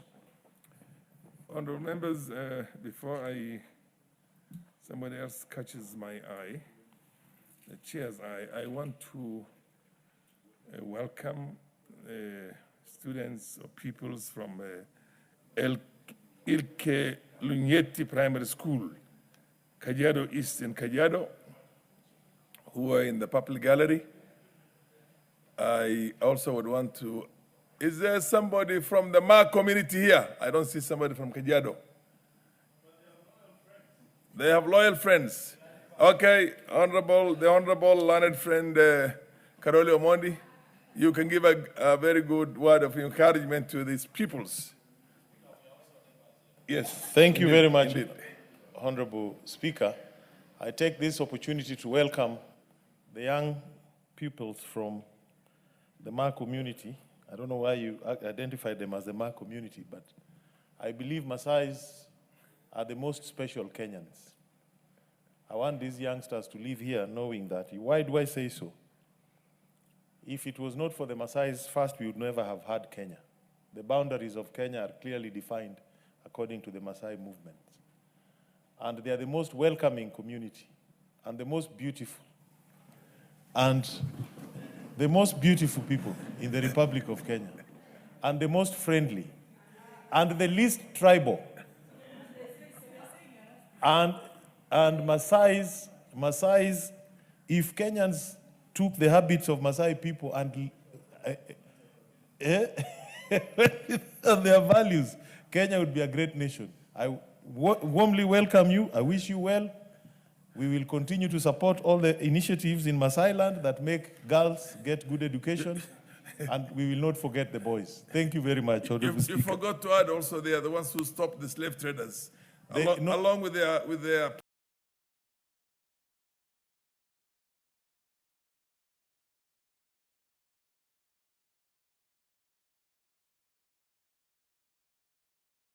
pastoralist northerners. Kali wants to also put in a word because he's a neighbor.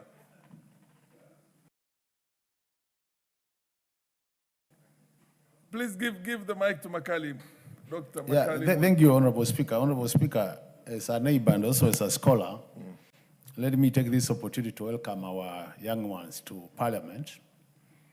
We want to tell them this is where laws of this country are enacted, and it's good they are here to see what happens. We wish them well in their studies, and I'm sure some of them, their long-term goal is to be seated where we are seated, to continue making laws for this country. So with their teachers, best wishes, and encourage the students to work hard, even though they come from Kajiado. Is the limit. I'm sure 20 years, 30 years down the line, many of you will be in this house. I now call upon the Honorable Kenyan, and then followed by Dr. Makali Muli. Thank you, Mr. Speaker. Mr. Speaker, on the face of it, this bill is very good. It attempts to professionalize the services of great men and women in a very important sector of our economy, Mr. Speaker, which over the years, we have just decided to give lip service. We have said the backbone, you know where we come from. Agriculture has two aspects, livestock and crop farming. The emphasis in Kenya has been on the crop sector. I hope and pray that Dr. Mutunga, if he's still here, that in his mind, he has the issue of the livestock subsector, which has been neglected. Mr. Speaker, secondly, it is good to have a professional body. And when I have reflected on this, it will bring so many benefits. But again, are we short of legislations? We have sector-based professional bodies. The veterinarians have their own professional bodies. It's an agriculture-based sector. The sugar professionals have their own. We have a pesticides board. We have a number of other boards. So I think one thing that we have to be very careful about is not to over-legislate so that we bring about the issue of jurisdictional conflict, Mr. Speaker, and other unrelated challenges that whenever we pass a bill, somebody will say, this did not meet this was meant to do this.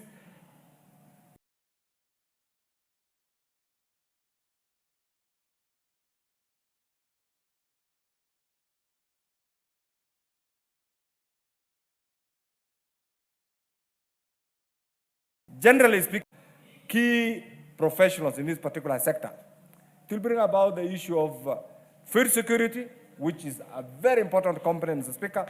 Mr. Speaker, the other day I was in Ireland, and shockingly I went to one of the evening coffee place. Our coffee is being used to blend the Irish coffee. And Mr. Speaker, our professionals should have protested in the strongest terms possible at the World Trade Organization, or have had our own brand sold as a Kenya coffee brand. And this is why, Mr. Speaker, the professionals in this particular sector must be ready to support our Kenyan products so that we produce very, high quality products, Mr. Speaker. But outside there, our marketing mechanism has been conflicted, and therefore what is being sold outside there does not clearly project the Kenyan image, Mr. Speaker. And this is one thing that if these professionals really were to work very hard in line with their professions, then Kenya should be self-sufficient, actually, even in terms of food security. Mr. Speaker, the other thing that I know, if this bill is passed, the issue of promoting environmental sustainability is a challenge right now. It's something I'm told by January, the EU has decided to open the first, Mr. Speaker, climate-friendly, climate-supportive financial institution, Mr. Speaker, south of Sahara in Nairobi. That is a major achievement. But are we ready, again, to take the advantage of that particular facility? Mr. Speaker, the other bit is we must be innovative. The world has changed. And therefore, these professionals, once put under that umbrella organization, will be the drivers of innovation. And that's what this sector actually requires. Because the issue of land scarcity, the issue of environmental challenge, Mr. Speaker, all these issues can be circumvented, Mr. Speaker, if there is innovation. And therefore, these professionals, once hoping that this bill now will be subjected to critical public participation, that is the other bit that we expect from our agricultural professionals, Mr. Speaker. The other thing is job stability. You have decided to become an agricultural economist, Mr. Speaker. And therefore, in your mind, when you choose that profession, there must be job stability. That job stability can only come if you understand what you do, and there's a bit of regulation, Mr. Speaker, and continuity. And this is one of the things that I hope and pray that this bill attempts to achieve, Mr. Speaker. The other bit, Mr. Speaker, is the issue of career diversity. You can't be static. You have been trained as a veterinarian. You must also be familiar with the other aspects of your job. That can only come if we have a professional body that can prepare, can mentor, can bring about change. Not only what you have got through the raw academic platform, Mr. Speaker, but also what you have got through environmental influences, through other friendly means, Mr. Speaker, and this is one thing that has been lacking, Mr. Speaker. Mr. Speaker, you must also be prepared to enjoy what you do. Once this professional body, Mr. Speaker, is legislated, you will have a career fulfillment. You will enjoy what you do. There is somebody else who will also tell you, these are the limits. These are things that you have not done, Mr. Speaker. Mr. Speaker, because we all work for, again, for a community. Whatever we do must have an aspect of contribution to the community, to the outside community. You are an agricultural person, Mr. Speaker, you are a lawyer. Whatever you do must have also an input, an aspect to the society, some benefit to the society. And therefore, I believe once this is done, the Kenyan society in general will see the benefits of this, Mr. Speaker. Mr. Speaker, having said this, I've looked at Section 2, Part 2 of the bill. I see if we don't address this, it's going to be serious jurisdictional conflict. I want to urge the chairman of Agriculture Committee, Dr. Mutunga, who is the author of this bill, Mr. Speaker, to look at it critically so that there's no jurisdictional conflict with other already existing agricultural professional bodies, Mr. Speaker, and they are.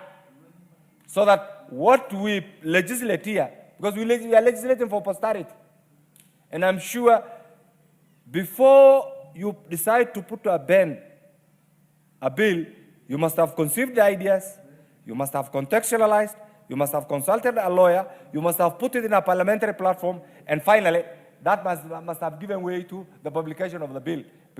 And all these must be in the mindset of the mover, the originator of the bill. Mr. Speaker, I want him to look at Part 2 of the bill, along with the other existing legal platforms, Mr. Speaker, for agricultural professional bodies, so that we avoid the issue of jurisdictional conflict, which has been rampant. This will also help us avoid the issue of duplication of roles.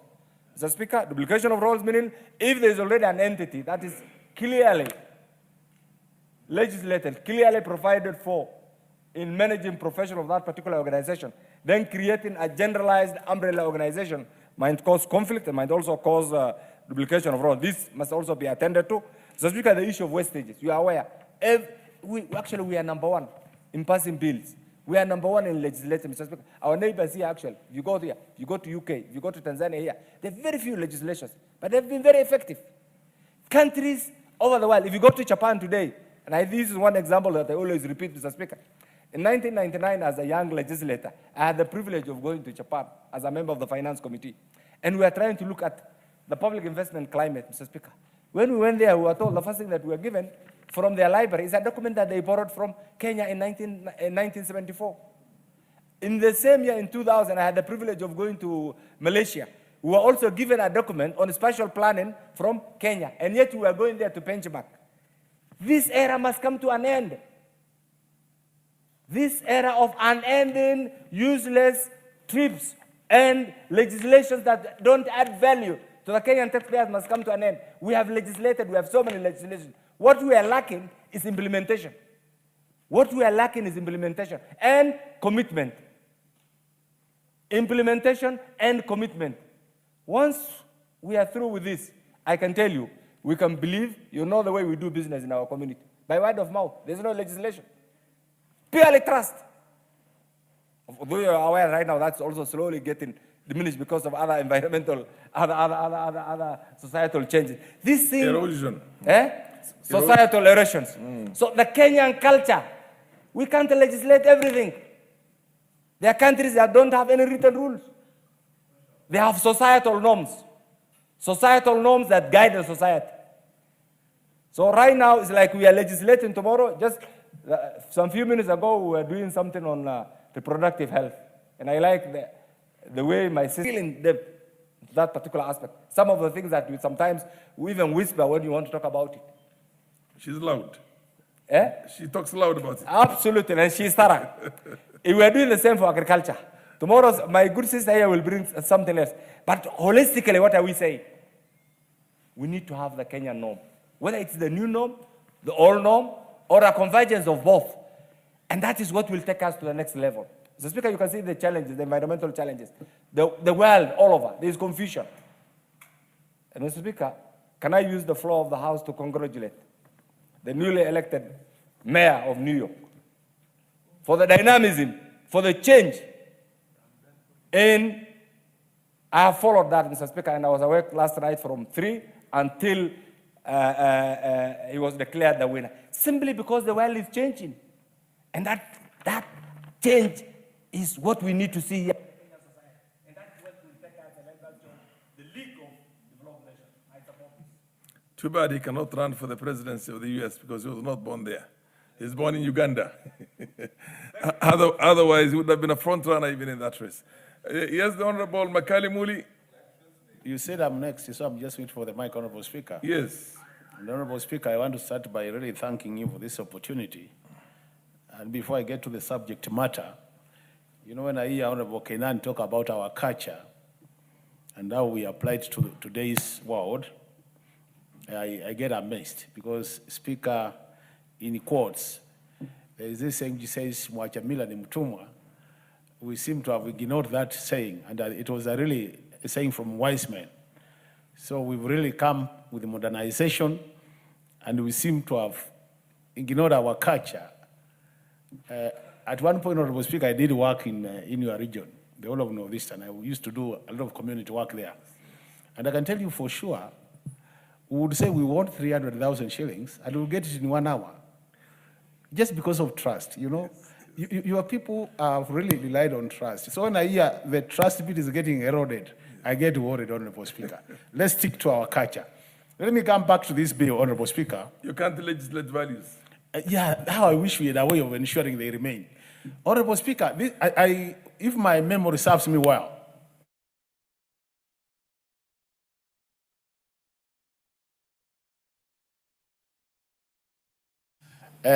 Honorable Mutunga was still spearheading the same bill.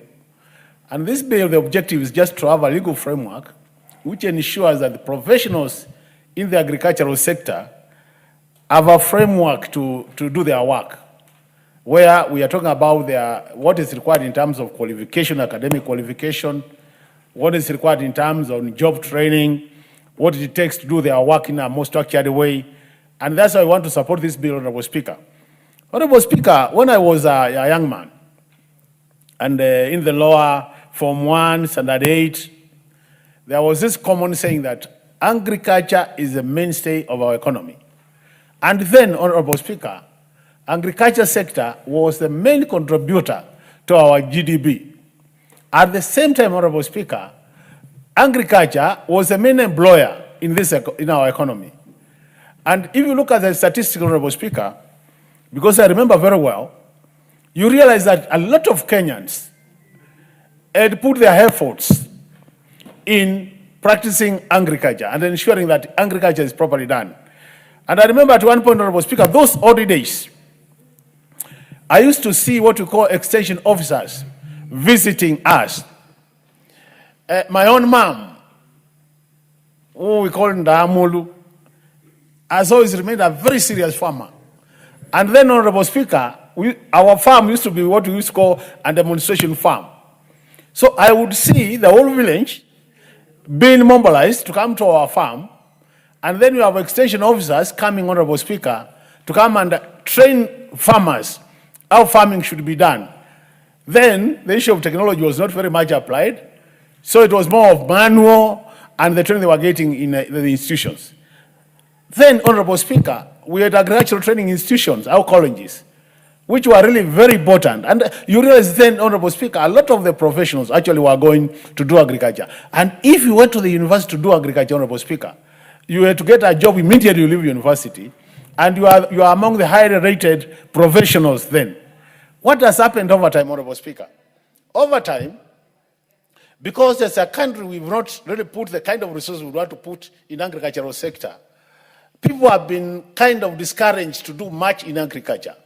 And that's why we really want this, I want to support this bill, because what this bill is saying is, if you are agricultural professional, Honorable Speaker, now we are giving you a framework so that you can be trained properly, you can be remunerated properly once you leave college, and you can continuously be trained, Honorable Speaker, to ensure that you provide the services expected of you to Kenyans.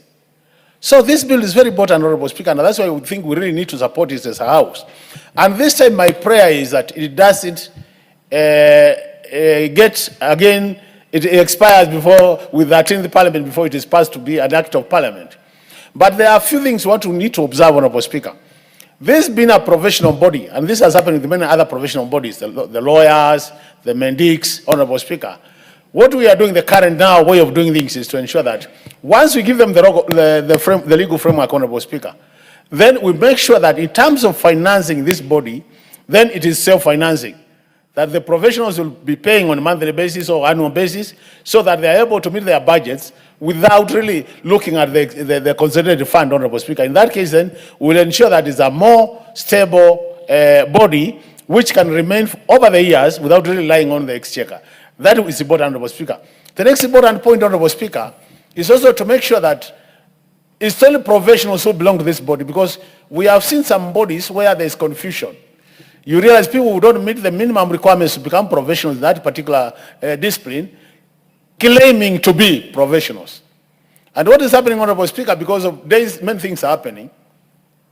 You know, there are these things called honorary degrees, which are coming all over the place. You have honorary degrees in religion, others in other areas. So I hope, Honorable Speaker, people who get these honorary degrees will not claim to be professionals in this area, because honorary degree is an honorary degree. You are given maybe because of your experience in the area, but doesn't make you be a professional in that area. So these are some of the things you need to guard so that these professionals can be motivated. And Honorable Speaker, I really think, despite the many changes that have happened in this country, agriculture still remains important to our country. Honorable Speaker, as an economist, because I do analysis, I can tell you for sure, Honorable Speaker, any time agricultural sector does well in terms of growth, overall GDP grows well. It actually increases, which means still our GDP growth is so much dependent on agricultural sector that if we ignore this sector, Honorable Speaker, we remain challenged. And that's why, for me, I believe this idea of relying on rains, what we call rain-fed agriculture, Honorable Speaker, is not the strategic. We need to start thinking about irrigated agriculture. That's why I'm so discouraged when I see, when we are campaigning, we promise so many acres of irrigated land. When we are in the office, we do a quarter of what we are promised, Honorable Speaker. I have in mind what we call the Garana Kulalu of Tanariva, Honorable Speaker. This is a serious irrigation project. I wish we were able to implement it, because it will be able to provide food to this country.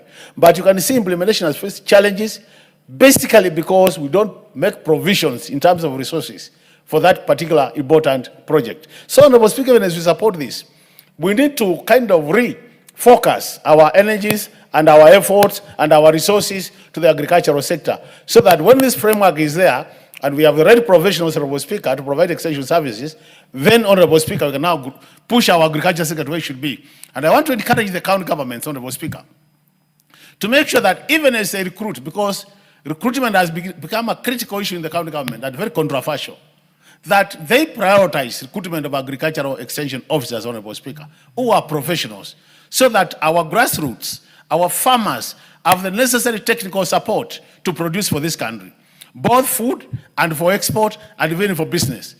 Honorable Speaker, we cannot claim to be an independent country. We cannot display pride as a country when we are not able to feed our people as a country. So if food security has to be... Of course we are independent, Honorable Makali.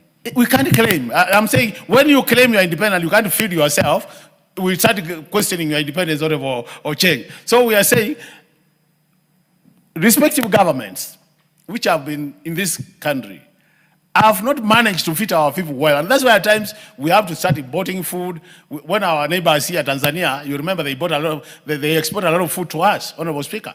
And this is what we are saying. We have the best agricultural land in the region. We have the best brains in terms of professional expertise, Honorable Speaker. Like where I come from, Honorable Speaker, the Ukambani region. We can produce maize in a year twice. The only thing we lack is water. But over time, Honorable Speaker, I can tell you with the authority because I'm a leader there, we've not been managed to be given enough water to irrigate our farms. Why? Because people want us to, so that we rely on relief food always. And as a result of that, then they can come back and tell us, vote for us, we'll give you food. We have said enough is enough. As we move to the future, Honorable Speaker, through our county governments, we will ensure that we irrigate our land, we will feed this country as we feed ourselves. So with those many remarks, Honorable Speaker, I want to urge honorable colleagues that we support this bill so that we put agriculture sector where it should be in this economy. Thank you so much for the time, Honorable Speaker. Let's hear from the other Makali. There are two Makalis, one from the east and one from the west. So this is now Makali from the west. Thank you, Honorable Speaker, for that opportunity to allow me also, Makali from the West, to contribute to this bill. At the outset, Honorable Speaker, I support this particular bill. As has been pointed out by agriculture is the backbone of our economy. It contributes almost 20% of our gross domestic product. 40% of Kenyans are actually employed in the agriculture sector. But as has been pointed out by the mover, Honorable Speaker, this is an area which has lacked a legal framework. Many of our universities, colleges, and tertiary institutions are producing many graduates in this particular sector. But we do not have a proper legal framework that is supposed to govern this particular sector.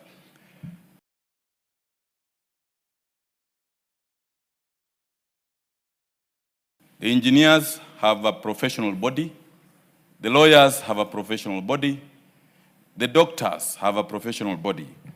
We need to be able to regulate this particular sector so that we save our farmers and our citizens from quacks.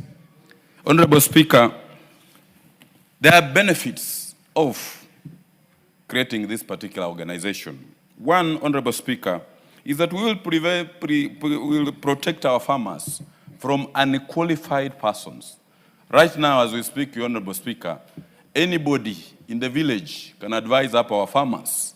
Anybody can go to an agrovet and try to buy a drug there without the benefit of getting the expert advice. So the first benefit we'll get by enacting this particular law will be to protect our farmers from unqualified advisors.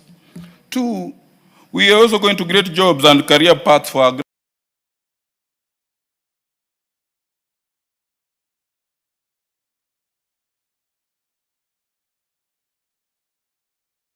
graduates. Having a disciplinary body that will be able to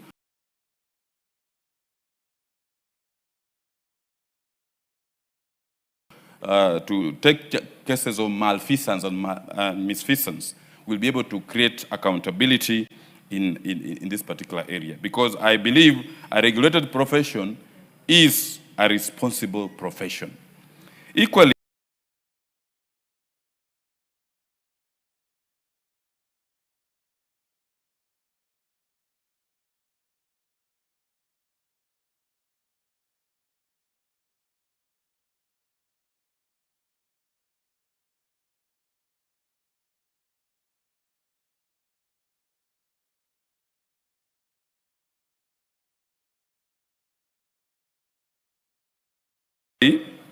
we are not just trying to invent the wheel, Honorable Speaker.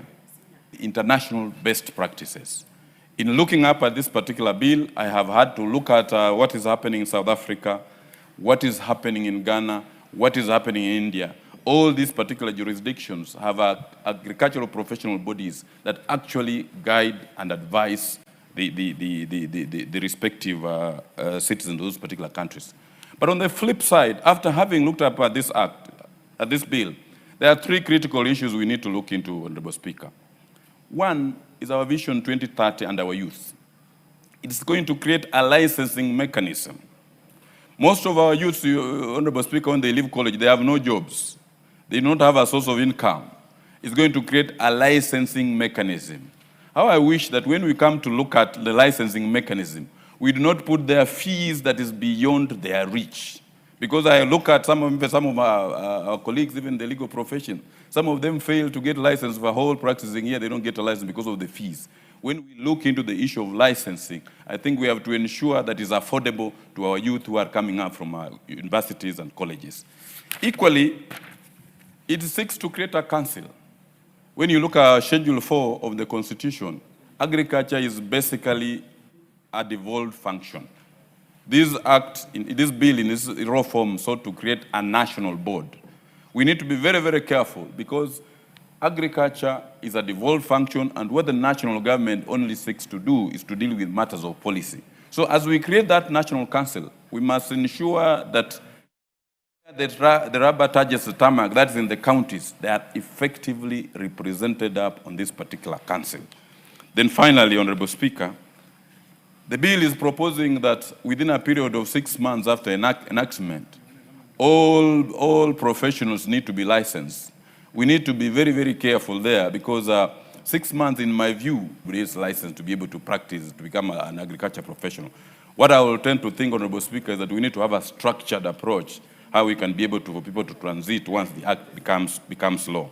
But we must be very careful that as we pass this bill, we do not now license professionals, then that cost is passed on to the farmer or the people to be advised. Because I know once we license professionals, that cost might end up being passed up to the farmers who are being advised. So we must really be very, very careful there about the cost of compliance in this. Otherwise, Honorable Speaker, I support this particular bill and state that the 13th Parliament should be able to go on record as having passed this bill, taking into account that it failed to go through in the last Parliament. Honorable Speaker, I support. Thank you. Honorable Dawood. Thank you, Mr. Speaker. Mr. Speaker, on the outset, I support this bill, but with reservations, Mr. Speaker, because I see the membership of this bill, the Agricultural Professionals Registration and Licensing Bill, the board, the membership is from the Kenya Society of Agricultural Professionals.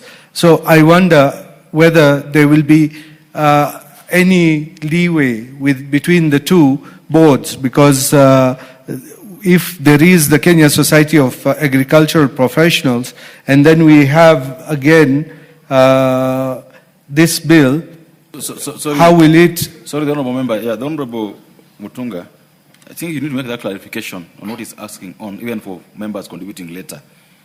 The Society of Professionals, is it a legal institution? Or is it a vugu-vugu? What is it? Just clarify that so that then members don't have to keep, you know. The Agricultural Professionals Society of Kenya and the Animal Production Professional Society of Kenya are registered under the Societies Act as a professional, as a membership body of professionals. They have no regulatory role. They have no function that ensures accountability to anyone. They do not do anything for the sector. They are just an association of like-minded and professional linked people. This other one comes in to regulate the function of the sector, to regulate the issues within the sector, to regulate the professionalism itself. So this is Chama, right? You're on Chama. Correct. Yeah, the other one is Chama. Okay. No, in fact, with that explanation, I think the chair has even muddied it more, because if they are not recognized anywhere and they are part of the board, which is going to be board for the Agriculture Professionals Registration Board, and the chairperson of the Kenya Society of Agricultural Professionals will be one of them, and there will be other 5 members who are nominated by that. I think in the next, in the committee stage, maybe the chair will consider those to bring it to speed, because if you are already suggesting that they should be members of this board, and you have, in other sense, you have said they are just a body which is nowhere. So what happens to that, Mr. Speaker? I do not want to debate on that. I want to debate on this one, this Agriculture Professionals Registration and Licensing Bill, where I agree that a board should be set up. We should professionalize agriculture. In fact, from the definition of agricultural speciality, I see the first member hopefully will be the degree, the PhD he has. He would be one of the members of this board, and he would be licensed like the others. Mr. Speaker, we need to really professionalize agriculture, because what has happened is countries much smaller than Kenya, or which are not endowed with the good soils and water and everything, they produce more in agriculture than us in Kenya, because we do not have the professionals managing our agriculture. Mr. Speaker, if you go to a country like Egypt, which basically is a dry area, and they still produce a lot. If you go to some of the European countries, they produce a lot of agricultural products, 10 times what we do, and they may be even 10 times smaller than Kenya. And we need to now come up, we need to know where our agriculture went wrong. We used to be a powerhouse, but now it's like as if we have let it go. So, Mr. Speaker, I hope with this professional body, the board being in place, we will have people who can even tell us which fertilizer to be used and when to do the actual planting, and to use the right fertilizer, the acidity, and all the others. So with those few remarks, Mr. Speaker, I support, but with reservations, as I said earlier. Thank you, Mr. Speaker. Thank you. Honorable Barto.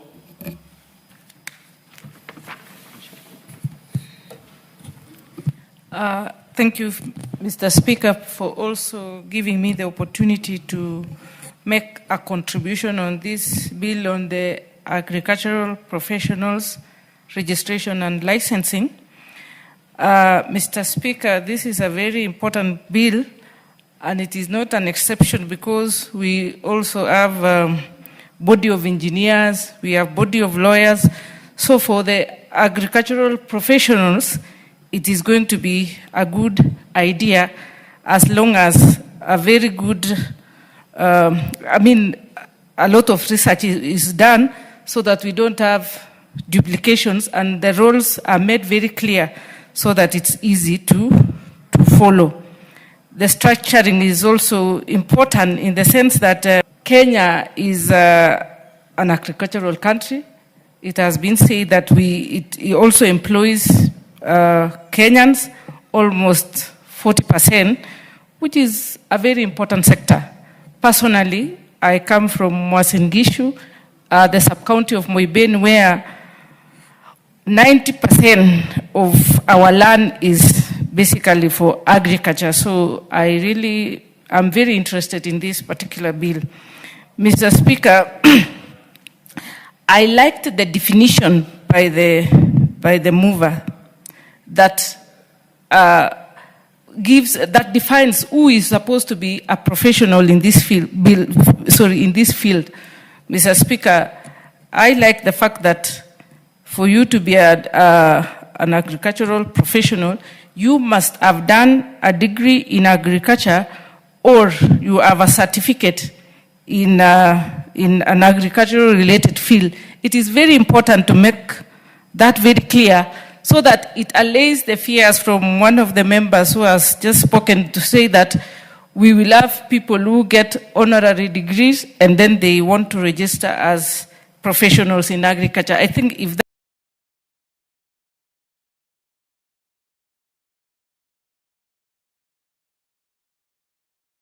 that is made very clear, it will avoid such pitfalls, and the people who will be in this category will be people who are qualified, people who have studied agriculture, and people who have the right experience and will be and the body of professionals will be actually professionals. Mr. Speaker, why it is important is that we have had so many quacks, especially in this field of agriculture.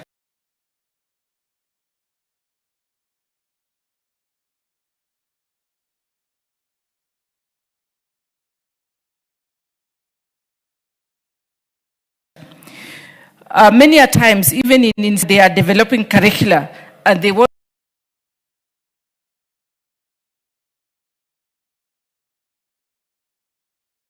to reach out to professionals. It's normally very difficult to know who is who. So it's important to make it very clear, to have very clear, to have borders on who is an expert and who is not an expert, so that it informs the curricula in a very systematic way, which is very important. As I said, we have had so many quacks.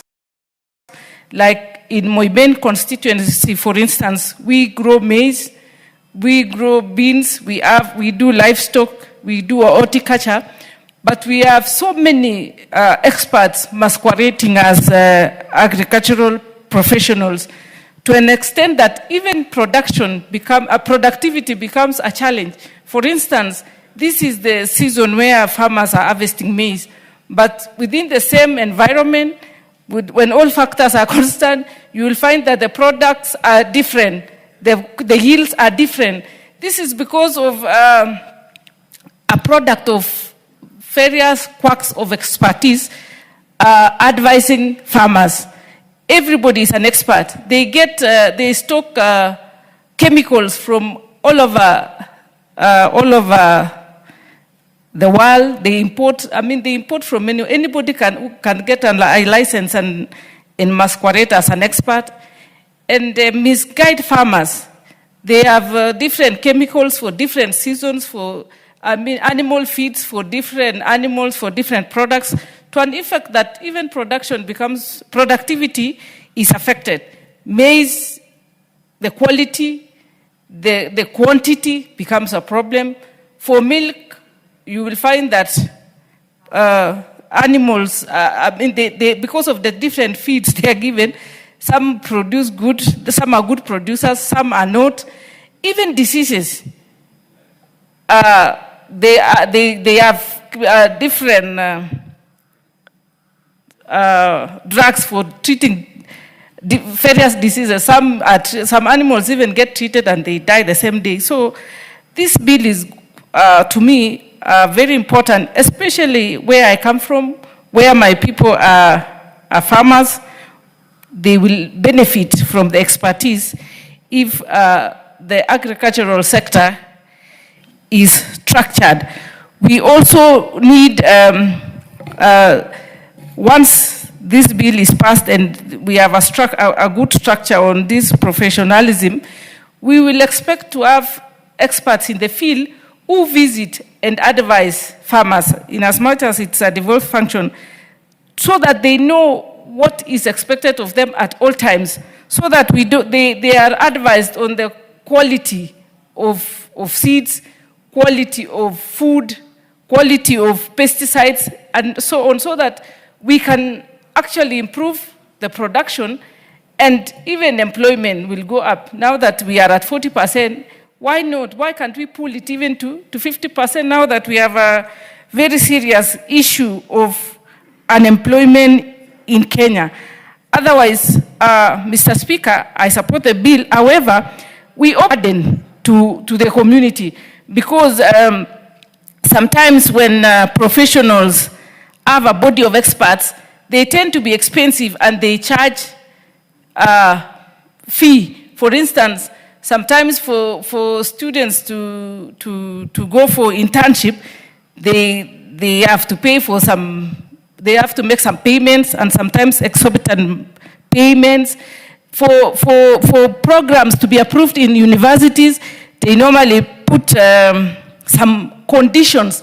So to an extent that now, in as much as it is something which is going to be good, it becomes a problem. We have a case in point is the engineering curriculum in some universities in Kenya. We had issues where students were not able to graduate even after completing their studies 5 years down the line, because the engineering body of Kenya felt that they did not meet some requirements, some mandatory requirements, yet the Commission of University Education had approved the curriculum. So it became a court battle which took some time. I am not sure even traumatizing for those particular students, because they had completed the curriculum, they needed to graduate and move on, but there was this engineering body of Kenya which was becoming a problem. So we hope that when this bill is passed and we have a structure, we will not have the same burden like the other one. It should be a plus for the agricultural sector instead of becoming a burden. Thank you, Mr. Speaker. Those are my sentiments. Thank you. The Honorable Member for Manyora West. Thank you so much, Honorable Speaker. I stand to support this bill, this very important bill. The Honorable Kiara, just take your seat. You'll get a chance to speak on this. Just get your seat here. Yeah, I stand to support this bill. This is a very important bill. And unfortunately, this bill, even last Parliament, the 12th Parliament, when I was also a member of the Agricultural Committee, was still there. And we are still debating it. And I hope and pray that this time round, we shall be the Parliament that will make sure this bill goes through and is enacted, because it's very, very important. Agriculture is the backbone of our economy. Agriculture is the one which employs 40% of our employment opportunities in this country. Agriculture, the produce we get from agriculture has been frontline in terms of export, and also agriculture means food security. When you talk of a nation's security, we talk of the security which is the military and the external important securities. And even more important is the food security, because even the military, when they're hungry, they will not be able to protect this issue. And food security is the most important thing that a country like ours can have. We are very fortunate in that we have all that appertains to be excellent producers of food in terms of agriculture. And when I talk of agriculture, I mean the crop agriculture, the livestock agriculture, the fisheries agriculture, and even the bees, which give us the honey. All that encompasses agriculture. This is where we need serious professionals so as to make sure that the right thing is done in order to produce the country, in order to produce food for the country and for export. Of late, it is very unfortunate that there are a lot of quakes in the country. Honorable Speaker, I used to be agricultural officer, a frontline extension officer, and then I went up the ladder, up to an assistant director. And those days, although such laws were not there, things were systematic, agricultural professionals were serious professionals, and productivity was higher than today when the technology has improved, when the number of professionals have increased. Actually, it's doubled and doubled so many times, but unfortunately, our agricultural sector productivity has gone down over the years. This may be attributed, one of the issues that may be attributed to this productivity going down is where there is no regulatory body, and therefore, any Tom, Dick, and Harry can call himself an agricultural expert and try to advise farmers, particularly farmers in the very rural areas who are not exposed to technology, who do not have even TV, to see the gold, what they call the golden advice which the TVs are giving now to the farmers. If I give a very good example of a very recent one, a camel farmer whom I used to treat his animals long ago when I was in the field, called me and he told me, his camels are suffering, these are the signs that he's seeing. I don't know, I want you to advise me. So I told him, first of all, take blood samples, let whatever disease that he thinks be verified in the nearest lab. And he did it, and he sent me the report, And animals were suffering from trichomoniasis, particularly Trypanosoma evensi, which is common in the camel. So I prescribed a drug for him called Triquin and told him that, do you have a veterinarian around you? He says, yes.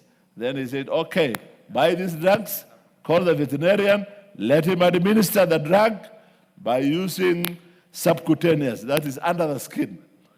He said, well and good. He bought a lot of the drugs, picked somebody who said he was an animal health assistant from Haiti, I don't know, and who has been practicing around there. Instead of administering the drug subcutaneously, the guy went and started the intravenous. He administered the drug intravenous. In 2 hours' time, 60 camels were dead. That is a very recent thing. That is an indication showing that unless we have... What is the difference between what do you call sub? Pardon? What is the difference between the two, intravenous and sub what? One is you administer that drug under the skin, that is subcutaneous, and then it goes slowly into the animal system. That is the way that drug was made.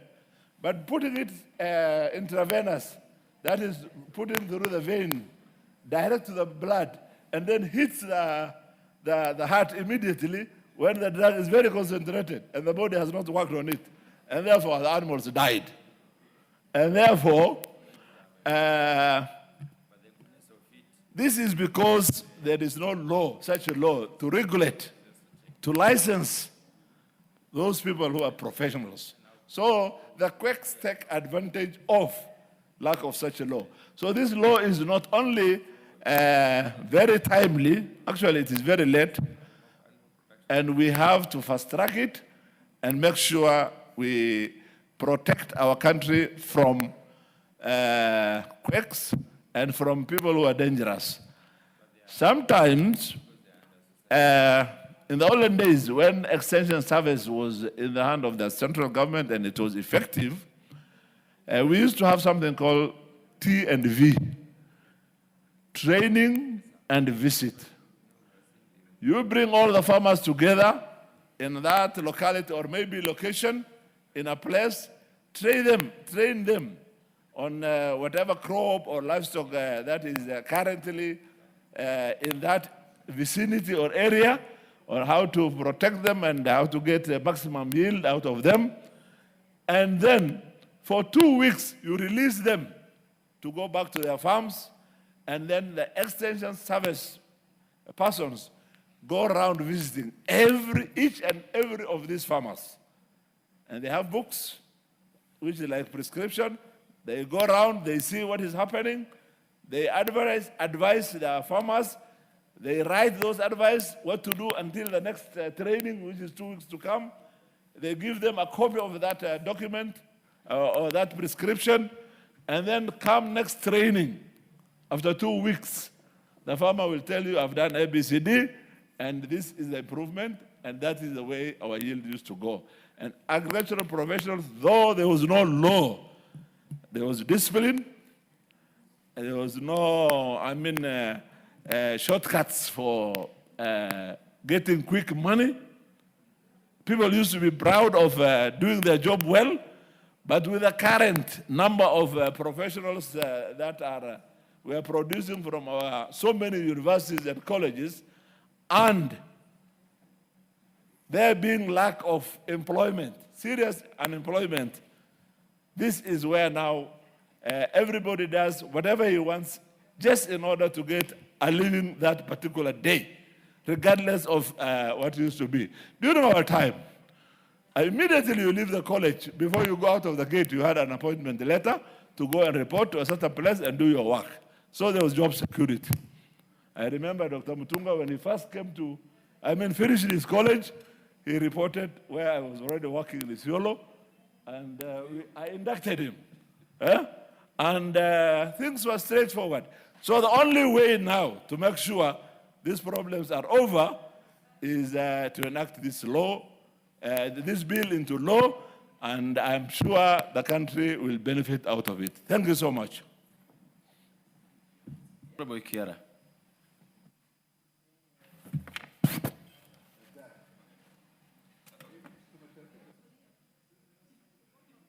Just you're going to get a chance. I can actually see you on the board. Just that I've held Honorable Kenyatta for quite a while because you spoke earlier, so I've held her back for quite a while. Thank you, Mr. Speaker. Mr. Speaker, I want to join my colleagues in championing for this bill, Agriculture Professional Registration and Licensing Bill, National Assembly Bill number 19 of 2024.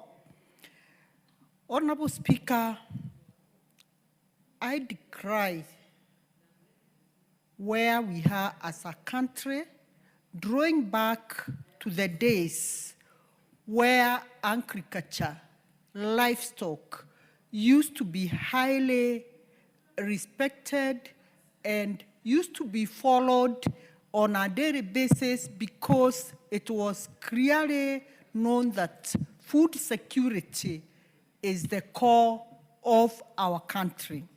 Honorable Speaker, in the 1970s and 80s, we used to know doctors who are called veterinary doctors. They were very professional, and they would walk in the villages wanting to know what is happening in the livestock sector. We used to have extension agriculture officers who used to wear uniforms, and they would be identified even from a distance. And they would go to the farms, inspect the farms, and want to know what is happening in the coffee sector, in the tea sector, and in every other sector. Those are the days that I recall and thought that time professionalism was being upheld in our agriculture sector. However, Honorable Speaker, today, we know too well almost 40 to 51% of our GDP depend on agriculture, 24%, of course, directly, and 27% indirectly. And Honorable Speaker, our country, Kenya, is a food security hub. It is a country where a majority of the citizens deprive their lives and livelihoods in agriculture. It is a country where we are seeing even our young generation wanting to go in that sector because it is the only area left for them to go and make money. But Honorable Speaker, we want this time round to ensure that as much as agriculture is a devolved function under Schedule 4 of our Constitution, the obligation of the national government is to provide policy. And this is why this particular bill is coming in handy to provide a legal framework to ensure that this sector is completely compliant and professionalized. Honorable Speaker, it is important to know that both crops and livestock production will greatly depend on the work that will be done by these professionals. We just go to agriculture blindly. Agriculture, we don't go to analyze, we don't take time to analyze the type of soil that we are planting our crops on, the crops that we are planting. They must be also certified seeds. We must even go ahead and test the fertilizers that we are using for different types of soils. We must also use professionals to advise us handy when to plant and what to plant. Honorable Speaker, I'm saying this because sometimes we have areas where we plant like sorts of crops. We have coffee, we have tea, we have miraa, we have all sorts of crops. We have cotton in some areas, and it's equally important that we have professionals who advise farmers on the type of seedlings to use. Honorable Speaker, I want to say We are very lucky because His Excellency, the President of the Republic of Kenya, in his 6 out of the 9 value chains, in his the bottom-up economic agenda of agriculture, he has picked out tea, we have leather, we have cotton, we have milk, and we have rice. And this is why we commend His Excellency, because we can see areas where we want to specifically plant rice, and in the due future, instead of exporting rice, we will be getting our own rice, planting our own rice, using it, and also importing that rice. Honorable Speaker, we want to ensure that in this framework that we are talking about, the licensing mechanism is made easy, accessible, and affordable to those young people so that we don't throw them out of the agriculture sector. Honorable Speaker, I strongly support this bill, and I want to say it is the high time that this bill is fast-tracked so that we have it at the earliest opportunity. And I want to challenge Honorable Motunga that once this bill is passed, let us go and implement it. Thank you, Honorable Speaker. Honorable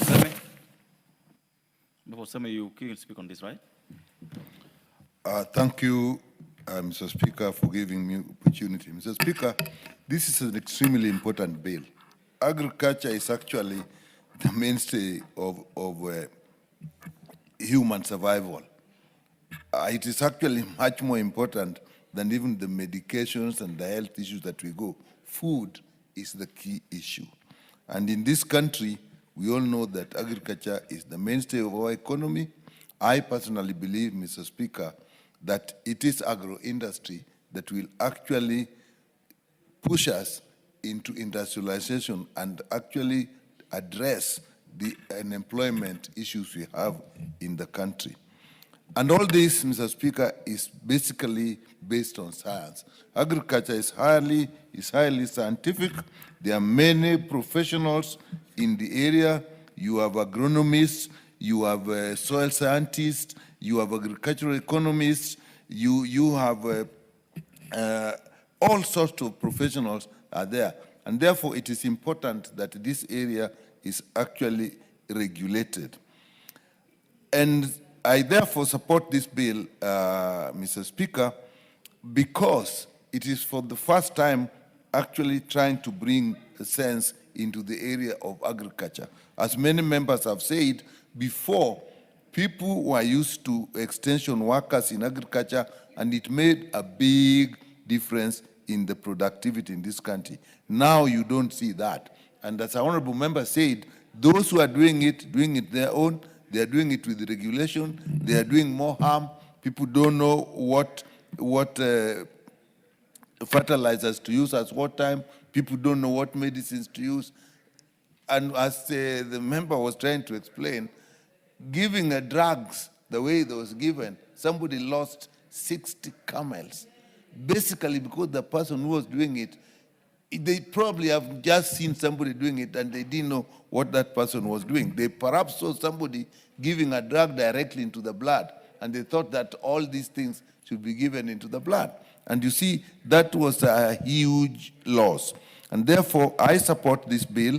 I particularly appreciate the fact that it is creating a board in clause 3. And this board, I think, will be important in training, in certification, in registration, in practice, in licensing and regulation. I think those are areas that that board must look at. But when I looked at it, I don't see much emphasis being put in training in the functions of that board. That is something we should really look at. And again, it brings us to the issue of self-regulations. As we have mentioned, many bodies are actually self-regulated, and therefore we have created a lot of sagas, which this one is going to create. And there is an issue in the country that we are trying to limit the number of sagas and also how they are funded. And in many cases of self-regulation, this is actually funded through funds raised by the activities of these people. And members have indicated, if you're not careful about that, that will increase the cost of production. I personally think that we should start thinking of supporting these sagas, because the regulation they are doing is not just supporting the profession as such, but actually supporting the economy. That man who lost 60 camels, really, as much as he will blame this person who did it, it just says in the industry there is no government support to help people like that. So I think in terms of funding, we should actually start thinking of funding them through tax or supporting them through tax. I also looked at the membership board, and you had asked this organization. That is a common practice, that people take welfare organizations or professionals, and from there they draw membership into regulatory bodies. I think it's a good thing if the membership of the welfare organizations are broad-based. But I think there's need, and we can look at it, how we can bring various sectors of agriculture is broad. You are talking of personnel from extension workers to professors in universities, to high-level research in research institutions. So this must also be brought in. So in clause 34, I think we have to look at how funding is done. And then it creates the office of the registrar. I think this is in clause 12. Again, this is extremely important because it is actually on the registrar, on this office of the registrar, that most of the functions will revolve. Even if you have a good board, if you don't have a registrar's office that is functional, it will not work. With that, Mr. Speaker, I support this bill and will probably make some recommendations for amendments when we come to the committee of the whole House. Thank you, Mr. Speaker. Thank you. Member for Suba North, Honorable Millie Odhiambo. Thank you, Mr. Speaker. Mr. Speaker, I wish to support the bill and thank Honorable Mutunga for bringing the bill. Mr. Speaker, with the high unemployment rate, agriculture is a very serious option that we need to consider as a country. I know that agriculture is actually a mainstay of the country, but we have not taken it as seriously as we ought to. The way the world is moving, Mr. Speaker, every country must identify their niche, and every country must capitalize on their niche. In Kenya, agriculture and tourism is our niche, and we should therefore not try and be a jack of all trades and a master of none. And when I talk agriculture here, I also mean fisheries as well. Mr. Speaker, we have many Kenyans. I've met a lot of Kenyans out of the country who have left for greener pastures, and the greener pastures they have gone to do actually then is agriculture.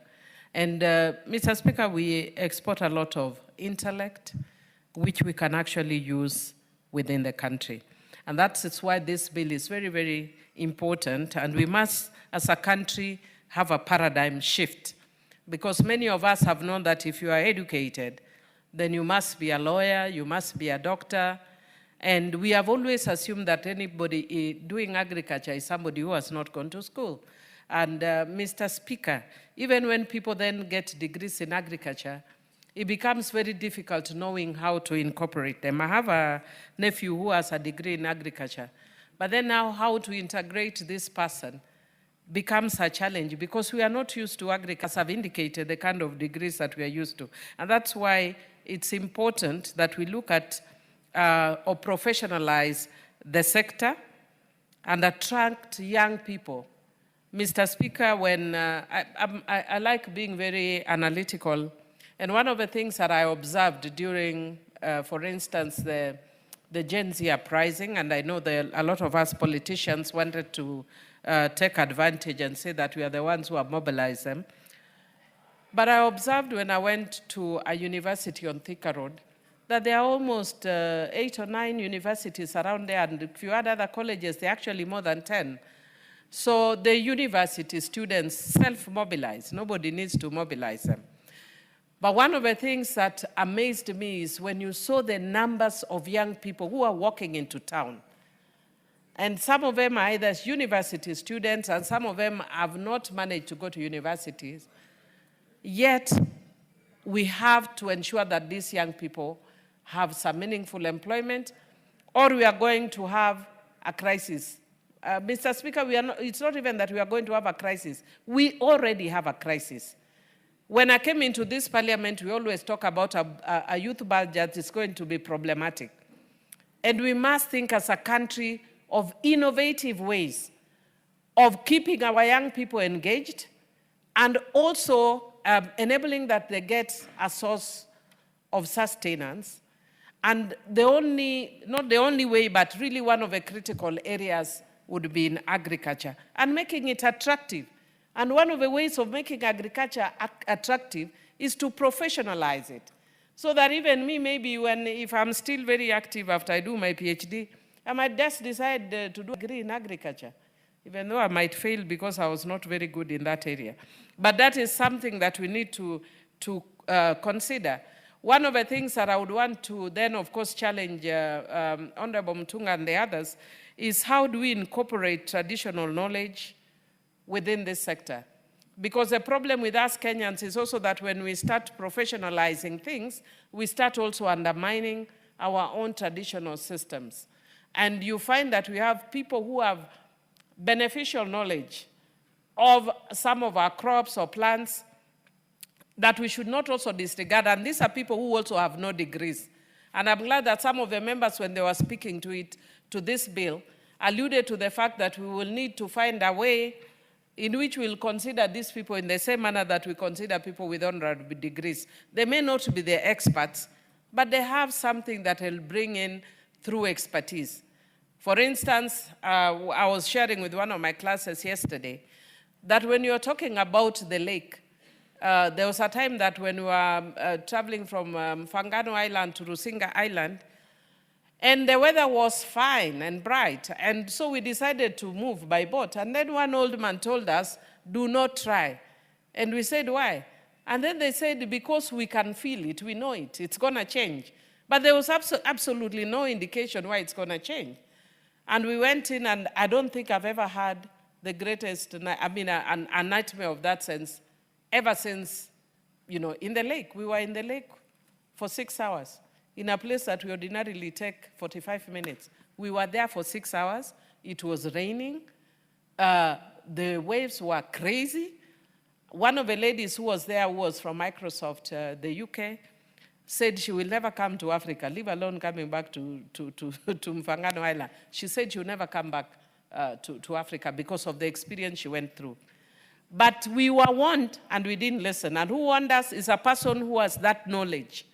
And so we cannot also disregard the people who have those beneficial knowledge of plants or crops and how they do well. And also our indigenous crops and plants, we should not disregard them, especially as we are incorporating technology. And even in incorporating technology, we have some indigenous plants that do much better within our setup and are hardier than some of the plants that we now have been technologically engineered. I just want to say that I'm happy that the bill broadens the scope of recognized fields and includes issues such as agricultural policy and law. And once we put that, it means that even in terms of the law, we'll be very clear and focused on, for instance, issues like intellectual property rights. If, for instance, we come up with, innovative plants or crops that are germane to Kenya, then we can actually patent them. And that's why I like the component of agricultural policy and law, the issue of biotechnology, agricultural engineering, seed technology, plant breeding, botany, amongst others. I think it's a really good idea, and I do support. Thank you, Mr. Speaker. Honorable Citizen, you didn't indicate you wanted to speak. You didn't tell anybody you don't have a card. So we are here all wondering. This is a chance for you to make a contribution. Thank you very much, Honorable Speaker, for giving me this opportunity to be able to add my voice to this bill. I want to outrightly support this bill to professionalize the sector the agriculture sector. Agriculture is the mainstay of the economy of this country. This is actually what makes the nation food secure. It is what puts food on the table. It is what grows the economy of this country. And therefore, professionalizing this sector will go a long way in helping our farmers, in helping grow the economy of this country, in helping regulate the industry or the sector. And once we regulate the sector, Honorable Speaker, then we are able to have people providing services to the agriculture sector or to the farmers who are qualified, who can actually be sued if there is any misconduct. And therefore, it also means that our farmers will be protected from unscrupulous people masquerading as agricultural professionals. Our farmers have suffered in terms of misuse of agrochemicals because they have no people, they do not have identification of who are the correct professionals to advise them on what to do and which chemicals to use. So, Honorable Speaker, I really want to support this sector. I support that they should be professionals so that our farmers can benefit from their services. And I want to say that we have very few extension officers at the moment, and yet we have a big number, a glut of professionals who have been churned out of the institutions. And I want to request the ministry to employ those services so that our farmers can benefit from it and we can be able to do agribusiness and grow our economy.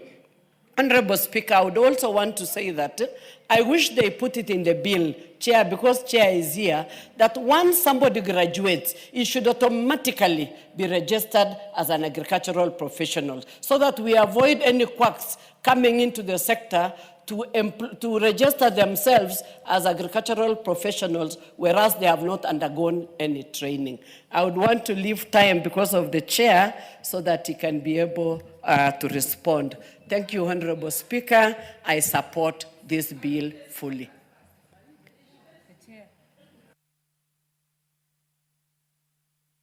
Order. Order. The Honorable Kiungi. Okay, thank you, Mr. Speaker. It seems I start on studying on number 95. It seems everybody agree with the bill. And I think, Mr. Speaker, we can call the mover to respond. Reply. Thank you. Order. Honorable members, looking at the watch there, I'm inclined to agree with Honorable Kihungi because, order, the Honorable Mayaka, order. The Honorable Mayaka was here, put her card, order. Order. You are here, you put your card, then withdrew it. Yeah, but that's not the way you work, Honorable Miller, and you know that very well. That she came earlier in the other discussion, did the same thing, put her card, then started harassing me to give her a chance. Now she went out again and come back, and she's doing the same thing. That's not the way Parliament works. That's not the order, Honorable Millie. That's not the way Parliament works, surely. So I'm inclined to put the question that the mover will call upon to reply. Will ask another opinion say aye? Will ask another opinion say nay? Ayes have it. The mover therefore is called upon to reply.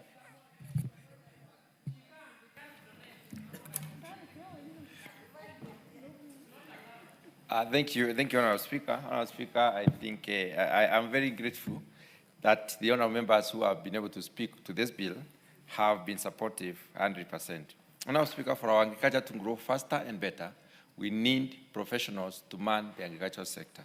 For us to be able to take care of food insecurity that we have right now, we need professionals advising farmers and advising the sector stakeholders Honorable Speaker, we have some bodies like Kenya Society for Agricultural Professionals, but this is not a regulatory body. They do not have regulatory functions, and they are not covered under the law to regulate. Therefore, we need the agricultural professionals legislation in order to register professionals, regulate the professionals, and license the professionals so that they may be able to man the sector properly. Honorable Speaker, one or two comments that have come from the members, that everybody who graduates from an agricultural institution becomes a member of this body. The arrangement within the sector is such that everybody who graduates from an agricultural college or agricultural university joins the Kenya School of Agriculture. So for them to do the agricultural practice and advisory services. Therefore, the Kenya School of Agriculture will be churning out graduates to go and do the advisory services, and that is the arrangement within the sector. And the only way we can be able to organize this is to have a professional body. With those few remarks, Honourable Speaker, I wish to reply. Because I hope you note Honourable Milli's contribution about recognition of prior learning. The decision, members of the decision on this bill at second reading, will be done next time. We'll put the question the next time this is in the order paper. Next order.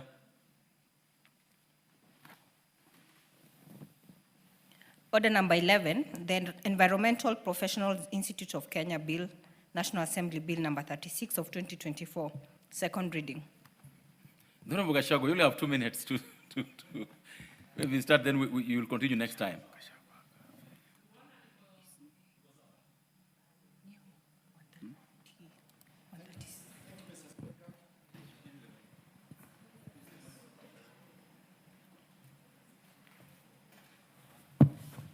Thank you, Mr. Speaker, for allowing me to bring for the second reading this bill on the Environmental Professional Institute of Kenya Bill, National Assembly Bill number 36 of 2024. Mr. Speaker, sir, I beg to move that the Environmental Professionals Institute of Kenya Bill 2024 now be read for a second time.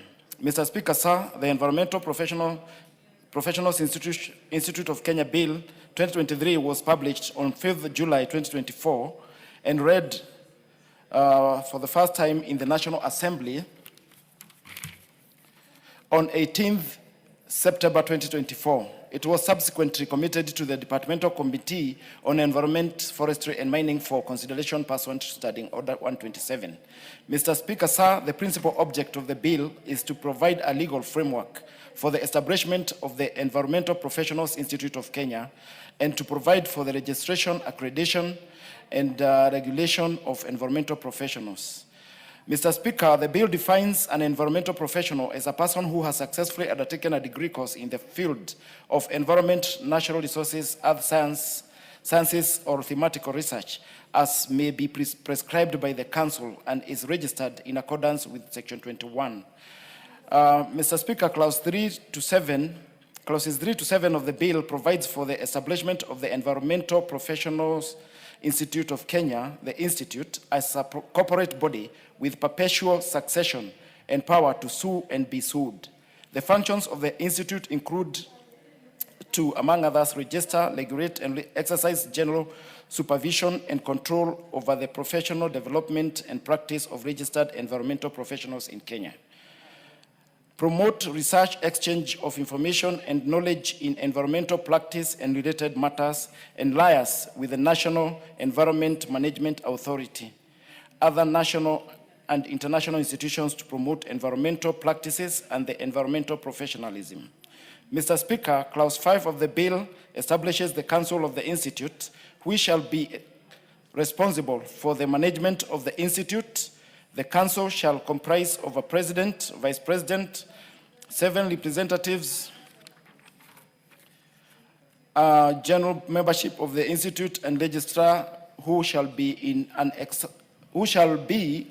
officio member. Don't Gachagua, I hate to interrupt you. I think you'll start from Clause 7 next time. So just the table will note the time you've spent. Thank you, Mr. Speaker. And then we'll pick up from there next time. Thank you, Mr. Speaker. Great. Oh, members, time now being 1:01 p.m. This House stands adjourned until Wednesday, that is today, 5th of November at 2:30 p.m.